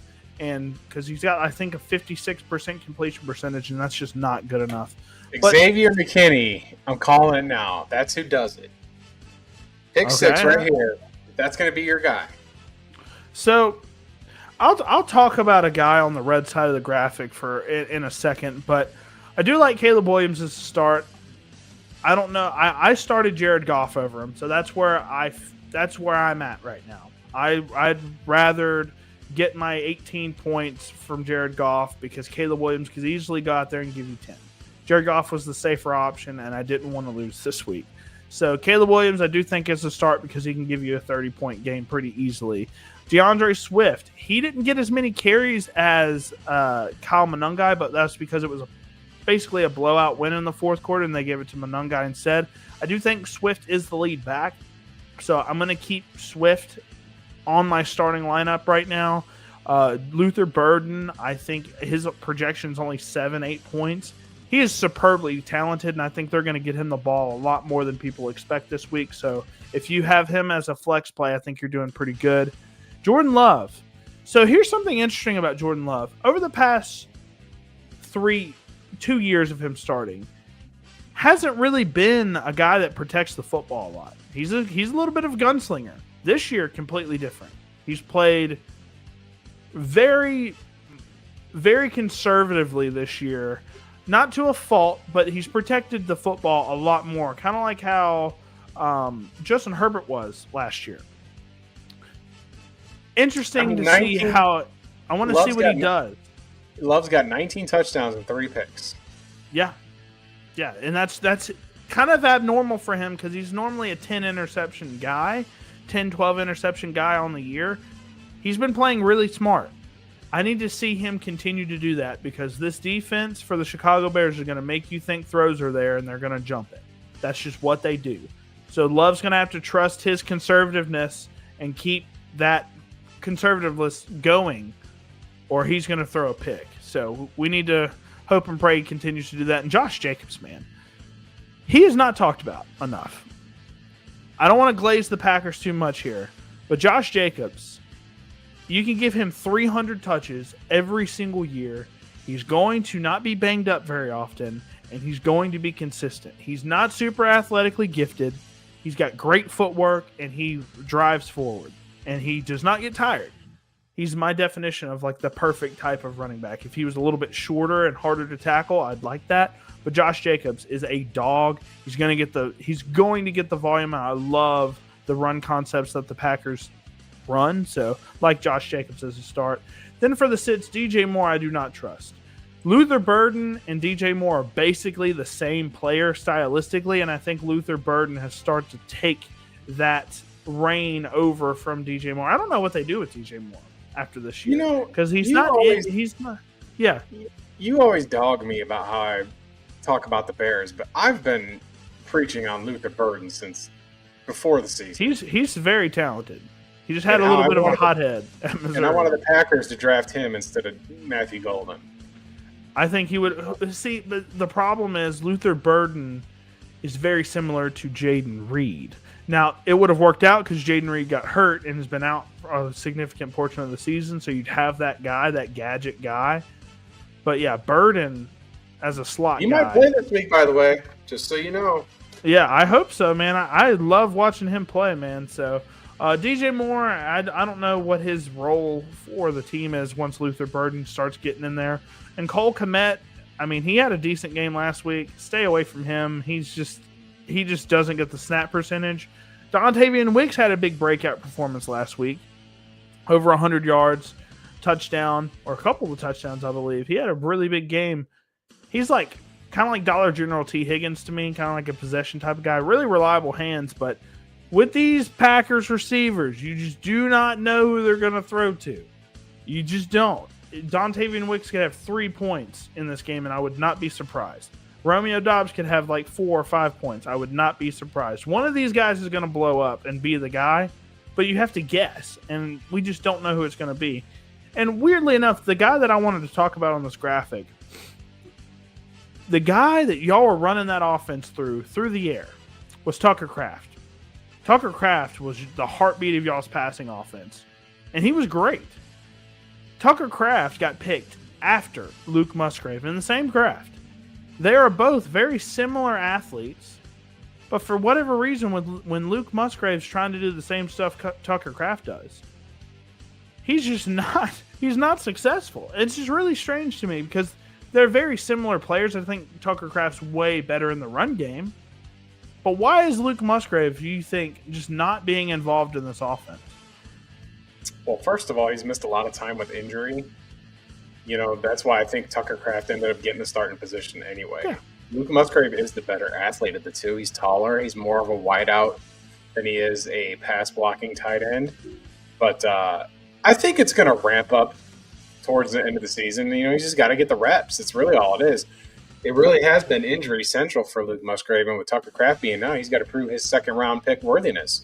He was picked in the second. Tucker Kraft was picked in the fourth round. I mean, and like you said, Kraft was the safety net, but I think Jordan Love's got to just get the chemistry with him. Yeah. And like I said, it's a good point to say that you think the Bears are going to do some disguising and, get some plays on Love. But I think that it's really not being a homer. I just see Jordan Love way more protective of the football than some of these other quarterbacks. Yeah. Which is a good change for him, man, because he was really just throwing it. He was just throwing it into these crazy windows, trying to kind of like Baker Mayfield in a way. And this year he's been way less just forcing it into windows like he has in years past. So. And Josh Jacobs was limping off the field on Thanksgiving after the Detroit game, so we're going to see probably some split carries. I don't know if he's going to get 25 carries this game. And Emmanuel Wilson's a stud, man. I like him a lot. This is a team that a certain 49ers fan likes to talk about his team that says, it's all Kyle Shanahan, but this is a scheme team here. Yeah, this is a team that can use their non-superstars because they don't have 75,000 all-pros like the 49ers do to cover up the inefficiencies. Like, here you got to get it done. And they can get it done in the running game, and they can get it done, with, like you said, multiple receiver looks that you just don't know what the game plan is going to go for. It's a detriment for fantasy, but it's great for trying to win football games in the National Football League to not be able to know what's going on. So I'll give you my thought process sitting DJ Moore while Rome's out. I don't know if DJ Moore's the wide receiver 2 on this team, right? I don't think he's the next guy up. I think it's Colston Loveland, and I think it's Luther Burden. DJ Moore and Luther Burden are very similar players, and in terms of how the play concepts have been called, DJ Moore hasn't been the guy that's getting his name called. It's been Luther Burden, and I think Luther Burden's going to be the slot guy a lot, and I think DJ Moore's going to be the sacrificial X for this team in this game since Rome is out, and I don't think that's DJ Moore's strong suit whatsoever. So I like Luther Burden as a PPR scam artist type, and I like Colson Loveland over the middle of the field, and I think DJ Moore's just going to be hoping to get a deep shot. So, and I don't think that's his strong suit. So let's go ahead and get into the next game. Rams and the Cardinals. Cardinals might be the best team with a bad record in the NFL, in my opinion. They've just continuously lost these games, unfortunately, and I think their offense is playing really good. But an offense that has been playing really good is the Los Angeles Rams. They have been cooking on offense. Needless to say, I think the Cardinals are going to keep this game close. I'm going to go with the Cardinals +8 here. Do think they lose again, unfortunately, but I think the Rams won't beat them up too bad here. I think they lose by a touchdown. I think the Rams kick their ass. They asked Coach Gannon today. They said, why do you feel about Kyler? Because they put him on IR the rest of the year, and all he could say was, "We're worried about the Rams." And quite frankly, I think that they're going to trade Kyler Murray in the offseason. Somebody's going to take that contract. Somebody's going to take him on, New Orleans Saints, and they're going to do something. Well, I don't know if the Saints can afford him, but maybe the Minnesota Vikings could be a trade partner here. I don't want that for Justin Jefferson. Kyler Murray just is a death I'm just saying, fantasy it's better than what they got now. It's better than what they got now. I guess. So, but nonetheless, I think the Rams. I think Stafford's on pace to win MVP. He's already got 32 touchdowns. He's just 3 picks. It's crazy. I don't think that the Cardinals have enough gas in the tank to keep up with Puka Nacua, Devontae Adams, Kyron Williams, Matthew Stafford. I have so much injuries too. Walter Nolan, MHJ, ton of guys. It's the Cardinals would have to play ball control football, and you got Zonovan Knight, you got Bam Knight out there running the football. You're on your backup quarterback. Marvin Harrison's out. Come on, man. I'm gonna lay the 8 points here. I think that the Rams handle this pretty belt to ass wise. Unfortunately. I think you're going to see a lot of Rams fans here. The drive to LA to Phoenix ain't 6 hours, tops 5 hours. So they come out here for these games all the time, just like Raiders fans come down here when the Raiders play and the Chargers and this and that. So the Rams to cover nicely and try to reassess, who they are and reestablish they're looking to get the top seed in the NFC as well. Even though the Bears have all the tiebreakers over them. That's what's crazy. The Bears have all the tiebreakers over the Rams due to some percentages and all that nonsense. Yeah. So we'll go ahead and talk about Matthew Stafford here.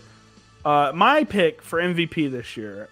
And it's not just because of him. I think he's been playing really good football, but Sean McVay is my pick for Coach of the Year. What he's done with this offense for the Rams, yes, he's got a ton of talent, but the play calls, man, especially with Devontae Adams on the goal line, is basically unstoppable, where he can run a fade or he can run a slant. It's basically an option route, which, guess what, guys? Devontae Adams is one of the best, instant separators ever. Release packages, he's probably the best release off the line wide receiver of all time. And McVay was like, how do I use that? Oh, we're just going to use him on the goal line. Run a fade or run a slant, whatever you want to do. And it's basically unguardable unless you put 2 people on it. Right. So I like Matthew Stafford. I think he's going to get multiple touchdowns. I like Kyron Williams as well because he gets the volume. I know Blake Corum was a little bit annoying last week for Kyron Williams owners. Kyron Williams is the lead back here until he gets hurt. And then Puka Nacua, I know he's kind of slowed down a little bit over the past few weeks. I still think he's going to get a ton of targets. He's going to be cooking. And what do you think the Cardinals do with Jacoby Brissett? He has played so incredibly well over the past 4 or 5 weeks here. From a fantasy perspective, who would have thought Jacoby Brissett? I think his lowest game's 21 points. It broke the record for completions in a game. 47 completions in a game is wild. I know the defense hasn't been doing him a lot of favors. He did it against the 49ers. Oh, okay. Yeah. So Jacoby Brissett, man, has just been cooking all year. What do you do with him? Do you sign him? I think he's on only a 1-year deal. That sounds right for Jacoby Brissett. But it's he's played great. And maybe you want to sign a quarterback in the draft and let him sit behind Jacoby Brissett. He's the perfect quarterback for that. You saw what he did with Drake May. So I think that's what the Cardinals need to do. I think quarterback-wise, trade Kyler Murray, get a couple of picks, whatever, and grab one of these developmental guys. I don't like Nussmeier, but somebody around that tier, see if you can develop them and have Jacoby Brissett be the guy next year, at least for the majority of the season. I like that idea for the Cardinals because Jacoby Brissett's been playing lights out, man. Well, I think that if you're going to draft a quarterback, right, you have to have a plan if you're Arizona. If you're going to say, Kyler, we're moving on for Kyler Murray, you better have a plan for your first-round pick to be a quarterback. It's set stone because Jacoby Brissett is a league hopper for a reason. Yeah. You don't necessarily think that he's a starting quarterback this late in his career, in spite of what's been going on this season. Mind you, to be fair, Kyler, Trey Benson's been hurt, James Conner got hurt, Marvin Harrison's got hurt. Everybody on this team gets hurt. He's still doing it. He's making Michael Wilson look amazing. but I think the other thing is the Arizona Cardinals are not winning football games. Yeah. I think the Cardinals have to really think about what they're going to do here because they've got talent. They've got Mac Wilson and, Deontay Thompson, and they can use another corner. I mean, they got Walter Nolan. He's out. Like, they're close. Yeah. They're like, I'm trying to think. They're like the Browns, right? They've got this talented roster. They just got to get it right. And I think somebody's going to come take Kyler. Maybe the Jets come take him. Maybe the Vikings come take him. I think they're going to do that again. A quarterback that runs that just doesn't really know how to pass the ball all that well. I mean, he's better than Justin Fields, but you think the Jets roll the dice on a guy like that again? That would be the most Jets thing to do, though. The Steelers might use him. You just don't know. The Steelers. There could be a team out there looking for a quarterback saying, hey, we kind of want to move on here. And in a quarterback-hungry league, somebody's going to take a shot on him. Somebody's going to do it. And the Cardinals will get, I think, a healthy supply of picks. And I agree. But they have to have a plan because Jacoby Brissett ain't it long term. If I'm the Cardinals, I get Mac Jones. Just saying. We see what he does. We see what he does in Jacksonville. Jacoby Brissett's played better, though. He's played better than Mac Jones throughout his starts this year. He's also younger. Mac's a lot younger. Jacoby Brissett's in his 30s. This isn't a long-term solution. So yeah, for sure. We'll see. So, do you know how many touchdowns Trey McBride has this year? I'm gonna say 10. He has 8, which is insane considering this is his 4th year. Up until this season, he had 6 total touchdowns. Up until this season, he has 8 on the season. Pretty much all of them have came from Jacoby Brissett. Trey McBride is like 3rd in the NFL in receiving yards. He's 1st in the NFL in receptions, and he's got 8 touchdowns. He is an absolute monster for fantasy football purposes right now. He's going to continue. I think his lowest game's like 14, 15 points in PPR leagues, which is nuts. For the sits, Blake Corum, he's starting to get more and more touches. Fun fact, I don't know how many of the same running back the Rams are going to take. Kyron Williams and Blake Corum are the same exact running back. Jarquez Hunter is very similar to these guys. I just don't know how many of the same guy that they're going to draft. It's very interesting. They just have a surplus of the same model robot. It's really funny. But he's not going to get enough touches until Kyron goes down. And then Rams tight end, whether that be Terrence Ferguson, Tyler Higbee, whoever that is, do not start any of them. Stay away. Bam Knight, he's probably going to get the majority of the touches because Trey Benson's not playing. Imari DiMercado has also been ruled out. So Bam Knight's like their only guy right now. Greg Dortch might get in the backfield and take a couple of catches. He's out as well. Greg Dortch is out too? What? Well, geez Louise. Michael Wilson, with all that's being said, might be a start here, but that was before Marvin Harrison. I would start Michael Wilson probably, but no one else in this offense would try it besides Trey McBride and Brissett. Brissett is a sneaky start right now. I'd start him over a lot of quarterbacks. I'd start him over Trevor Lawrence. I'd start him over guys like that. I mean, in an instant. I would start him over Jordan Love. That's how much Jacoby Brissett hasn't had a game under 20 fantasy points this year. So I'm sticking with it. So like Jacoby Brissett, but Michael Wilson's probably a start there. All right, let's keep it moving.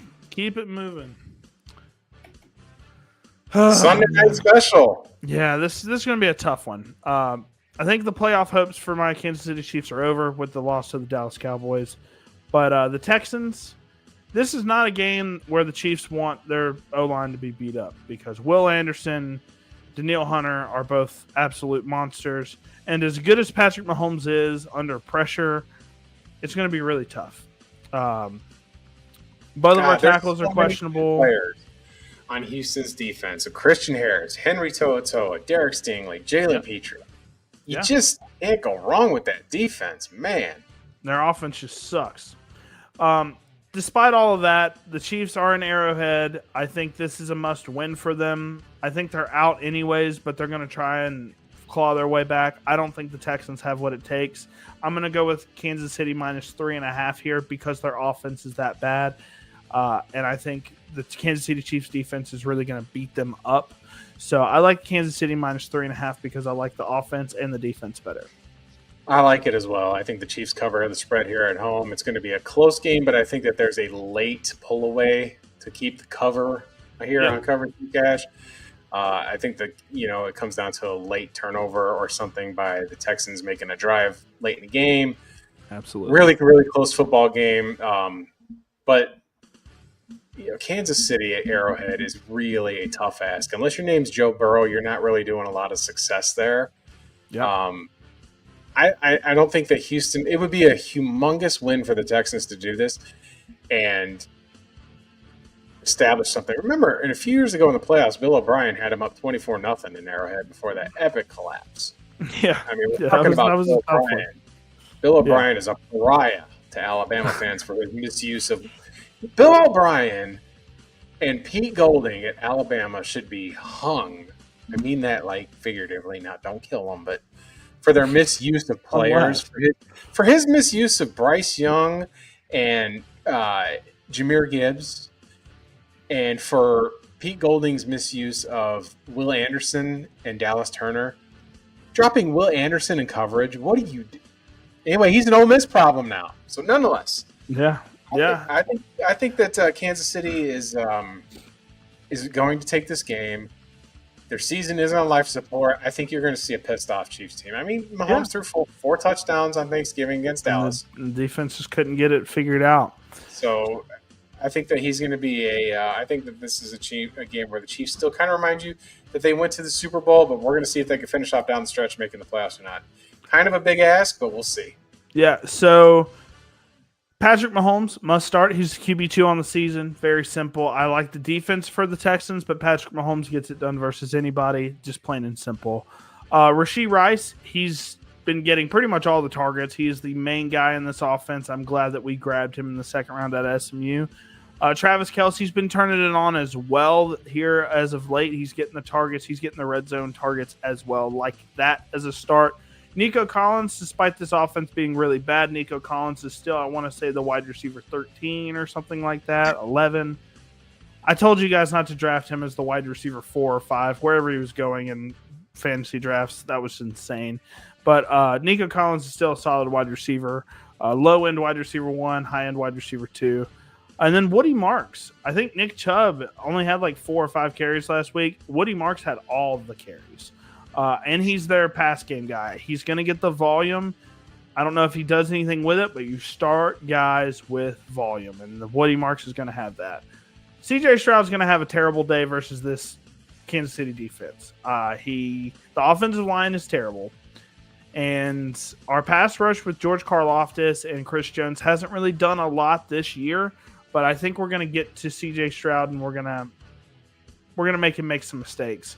And then Nick Chubb just hasn't been getting the volume. He's kind of in the twilight of his career, unfortunately. Loved him at Georgia, loved him with Cleveland, but unfortunately, as of late, he just hasn't really done that much after just a devastating injury. Love the guy as a person as well. But I will say on him, I think next year he'll have a better season.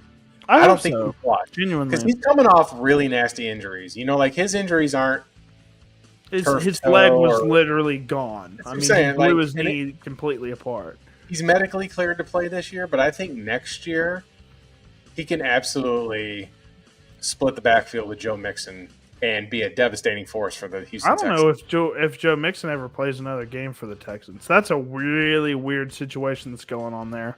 We'll see. But Hollywood Brown's been making a few mistakes. He gets a deep shot here and there. Staying away from Hollywood Brown, though.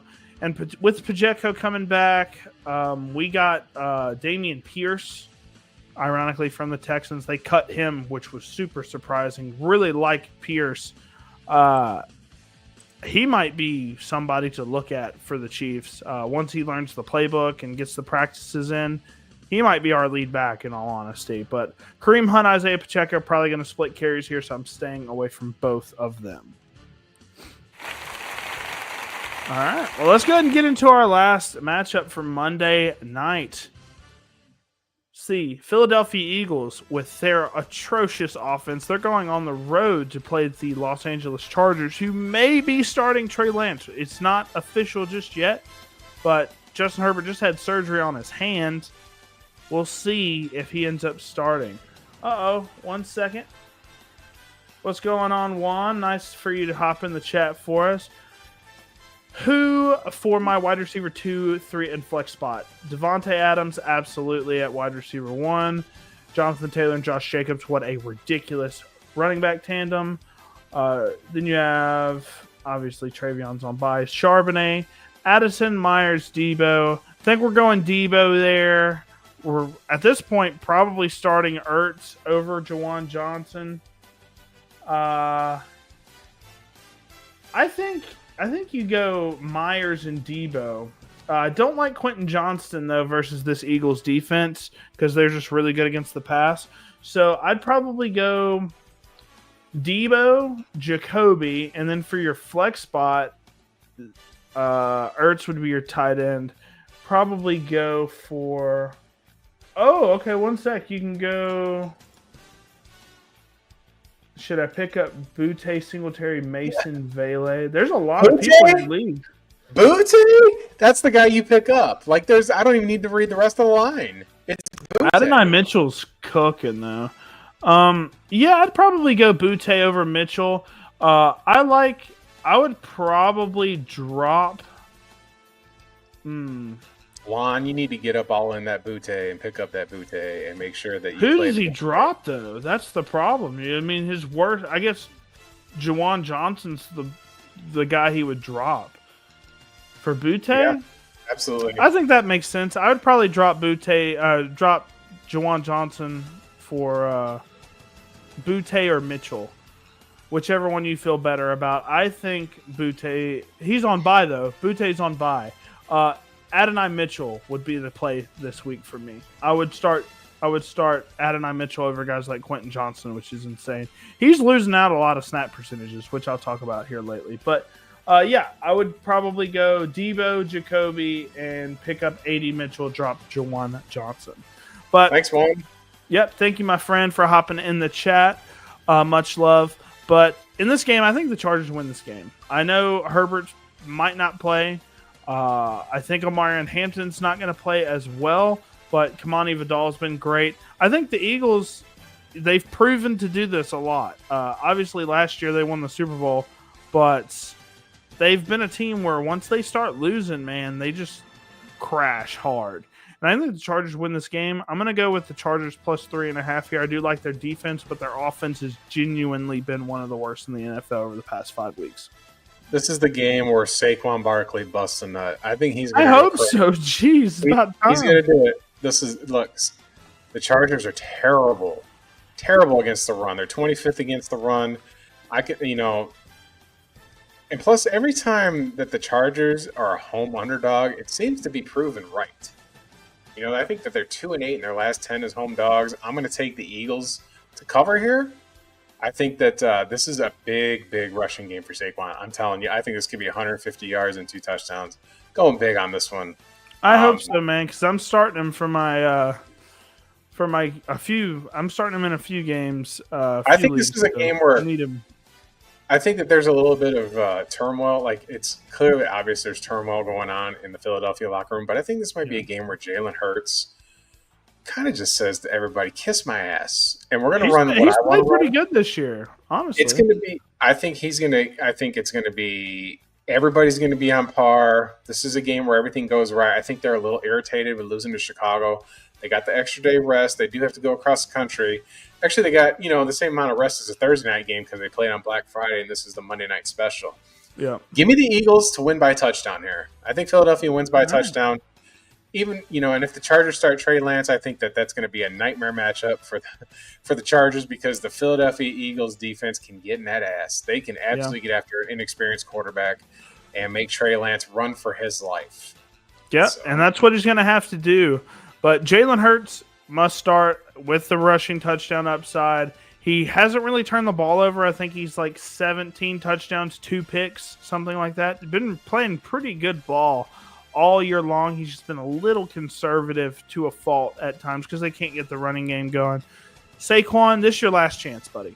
I mean, I really think so. I mean, he's put up single-digit performances, I think 3 weeks in a row now. He's going to have to blow up in this game. Give me 15 minimum, or he's not a guy that you can start adequately in the playoff. I mean, you just can't start him anymore. You're starting like Kamani Vidal over Barkley in the playoffs if he struggles in this matchup. A.J. Brown has turned it on, thank goodness. I really liked his talent. Not the diva antics that he's got going on, but they've seemed to get a connection going with him. So I like that.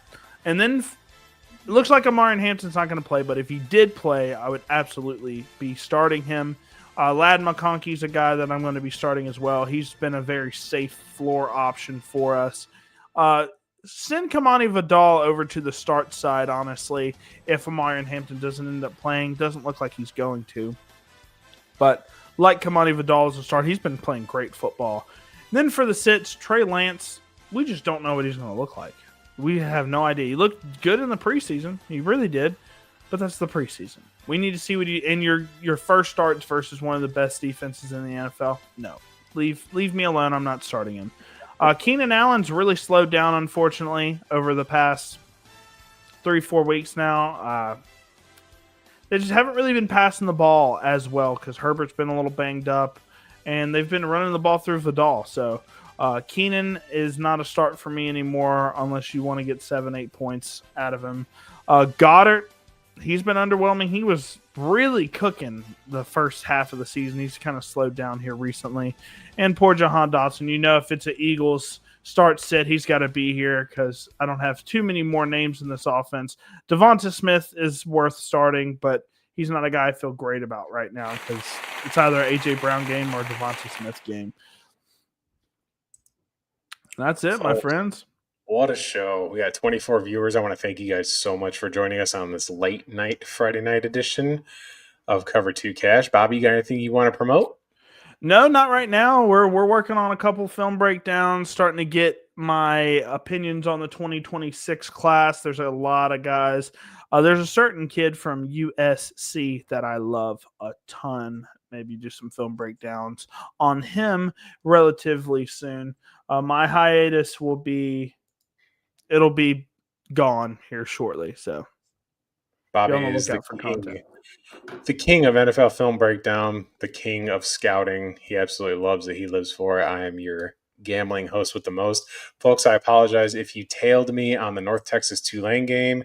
Tulane is up 31-7 going into the fourth quarter. But I think that has to do with, North Texas's coach leaving. Yeah. But I thought that they would still have enough firepower to get through this game. And it's kind of unfortunate with the whole carousel in college football, like the whole Lane Kiffin debacle and all these coaches that are trying, it's really bad for the players too. Yep. And a part of me is like, I don't feel bad for the players because they're getting paid, but there's another part where you're trying to play football and, Ole Miss is a playoff. You're there team for the coach, and they just want to chase the money. Too. Right? This isn't like he's leaving UCLA or something like that, or they're, Kansas State. Some things about like Kansas State, they opted out of their bowl game. The team voted to not go to their bowl game. So a 5-7 team, the next highest one up on the list, I think, is Rice that qualifies for some kind of percentages to go to a bowl game. It's really? Rice, then Auburn, then Mississippi State, but please don't put Auburn in a bowl game. God. We watched – no, just don't do that to the American people. All right, we've got enough going on these days with a lot of other things going on as we see in the world. So let's just not put Auburn football in people's eyes. We've had enough Auburn for the year. They'll have their chance next year with their great Ruski head coach. But the college football landscape, like I said, it's been kind of a disaster. Yep. But we do have, some premier matchups for tomorrow for conference championships. And then I'm looking forward to, I think the final rankings come out Sunday night. Since the season's over, they don't wait till Tuesday anymore. And the committee's just got to get it squared away with who they're going to put in. You can't punish a team, I think, in the top 9 for losing a conference championship game. They want to say Alabama, if they lose, should be out. But Alabama is the 1 seed in the SEC. They're the 1 seed. They beat Georgia, so they've got the tiebreaker. They'll be wearing the red jersey, crimson jerseys on Saturday. Even if they lose, I don't care who hoots and hollers about it. You don't punish them because you didn't punish SMU. You set the precedent last year. You have to maintain that. Otherwise, you'll see an uproar. I guarantee it. It's not like they're on the fringe, like this is a team. They want to throw that Florida State loss in Alabama's face, but some of these other teams have, like Texas should not even be talking about playoffs. They've lost 3 games. I said they would lose 3 games. I said they could lose up to 4, and it's like I've been watching this game for a long time. It's almost like I know what I'm doing. I'm going to toot my own horn about my college football takes, but tonight I had a bad one with North Texas. I really liked them, but I like North Texas too. I mean, Tulane just can come out and whoop some ass every now and then, man. So I was surprised. I think that they're the G5 team that makes the playoff. Tulane, huh? Well, James Madison isn't ranked higher than them. Yep. And Tulane's playing a ranked opponent. I mean, the Sun Belt Conference was coming down to Troy, who's unranked, and you're not going to see the winner of the MAC get in there. Nope. So the Sun Belt's out, the MAC's out. The American, I think, is the one that's in. I don't think that the ACC winner – I don't think that if Duke wins, you really – man, oh, man, that's just craziness. But I think the ACC winner does – I don't know how it fully works. That's kind of a problem. They need to fix that, but I just don't know if they automatically qualify for bid. They've got to go. I really want to stress college football needs a 16-team playoff, and that's it. 16. Because then you can have your G5 teams qualify here and there and still be part of the championship process, but have elite teams get in there. So that way teams on the cusp like Miami and Notre Dame, and BYU have a little more wiggle room and just get rid of eliminate some of the bowl games. Even though I'm a big fan of the bowl games, I am a big fan of those non-important bowl games. Like I'll watch the Military Bowl. I'll watch all of it. Of course, I'm a junkie for the sport. Absolutely. But they got a 16-team tournament, and the first round is hosted all on campus. Let the campus get that revenue, make it earn it, and then when you get to the final, 8, then you start doing your neutral site games and keep the, everybody, they're trying to do a mix of keeping the traditions of college football alive along with trying to implement this new era that we're in with these super conferences and things along that sort. And there's ways around it. I think there's ways around it. They've got to stop early signing day. Cannot be during the college football playoffs. Like it cannot be. It's a little crazy to me. And you got to let coaches, like they have to, what they should do is they should bump the calendar up. Start college football 2 weeks earlier in August. People are going to watch it. They're going to watch it in August. Yep. They're starving for football by then. If you start the season earlier, you can wrap the season up 1 week after New Year's Day. Everybody's happy. They can go watch the NFL playoffs in peace. And then the semesters end. And then the coaches can say, all right, we've coached our team through the playoff. Now we can I think you do the season, then you do a 30-day transfer portal. And then after that 30-day transfer portal, that's signing day. And then because that's what it used to be. Signing day used to be around the Super Bowl in February. Yep. It used to not be in December. And commits don't mean what they used to. Like there was a guy who committed to Alabama, then he flips to Auburn, then he gets in trouble at Auburn, and now he's on the bench at Auburn, and now he's like you're a freshman and you're going on team number 3. Yep. It's still, there's a lot of changes that could be made. Like if you're getting paid money, you need to sign contracts. I don't want to hear this amateurism. The state of Ohio said that high school players can get NIL money now in high school, which I got a problem with because they're minors. Like you're at that point, you're not, I think high school football has to not be touched by money because that's like something's got to be sacred.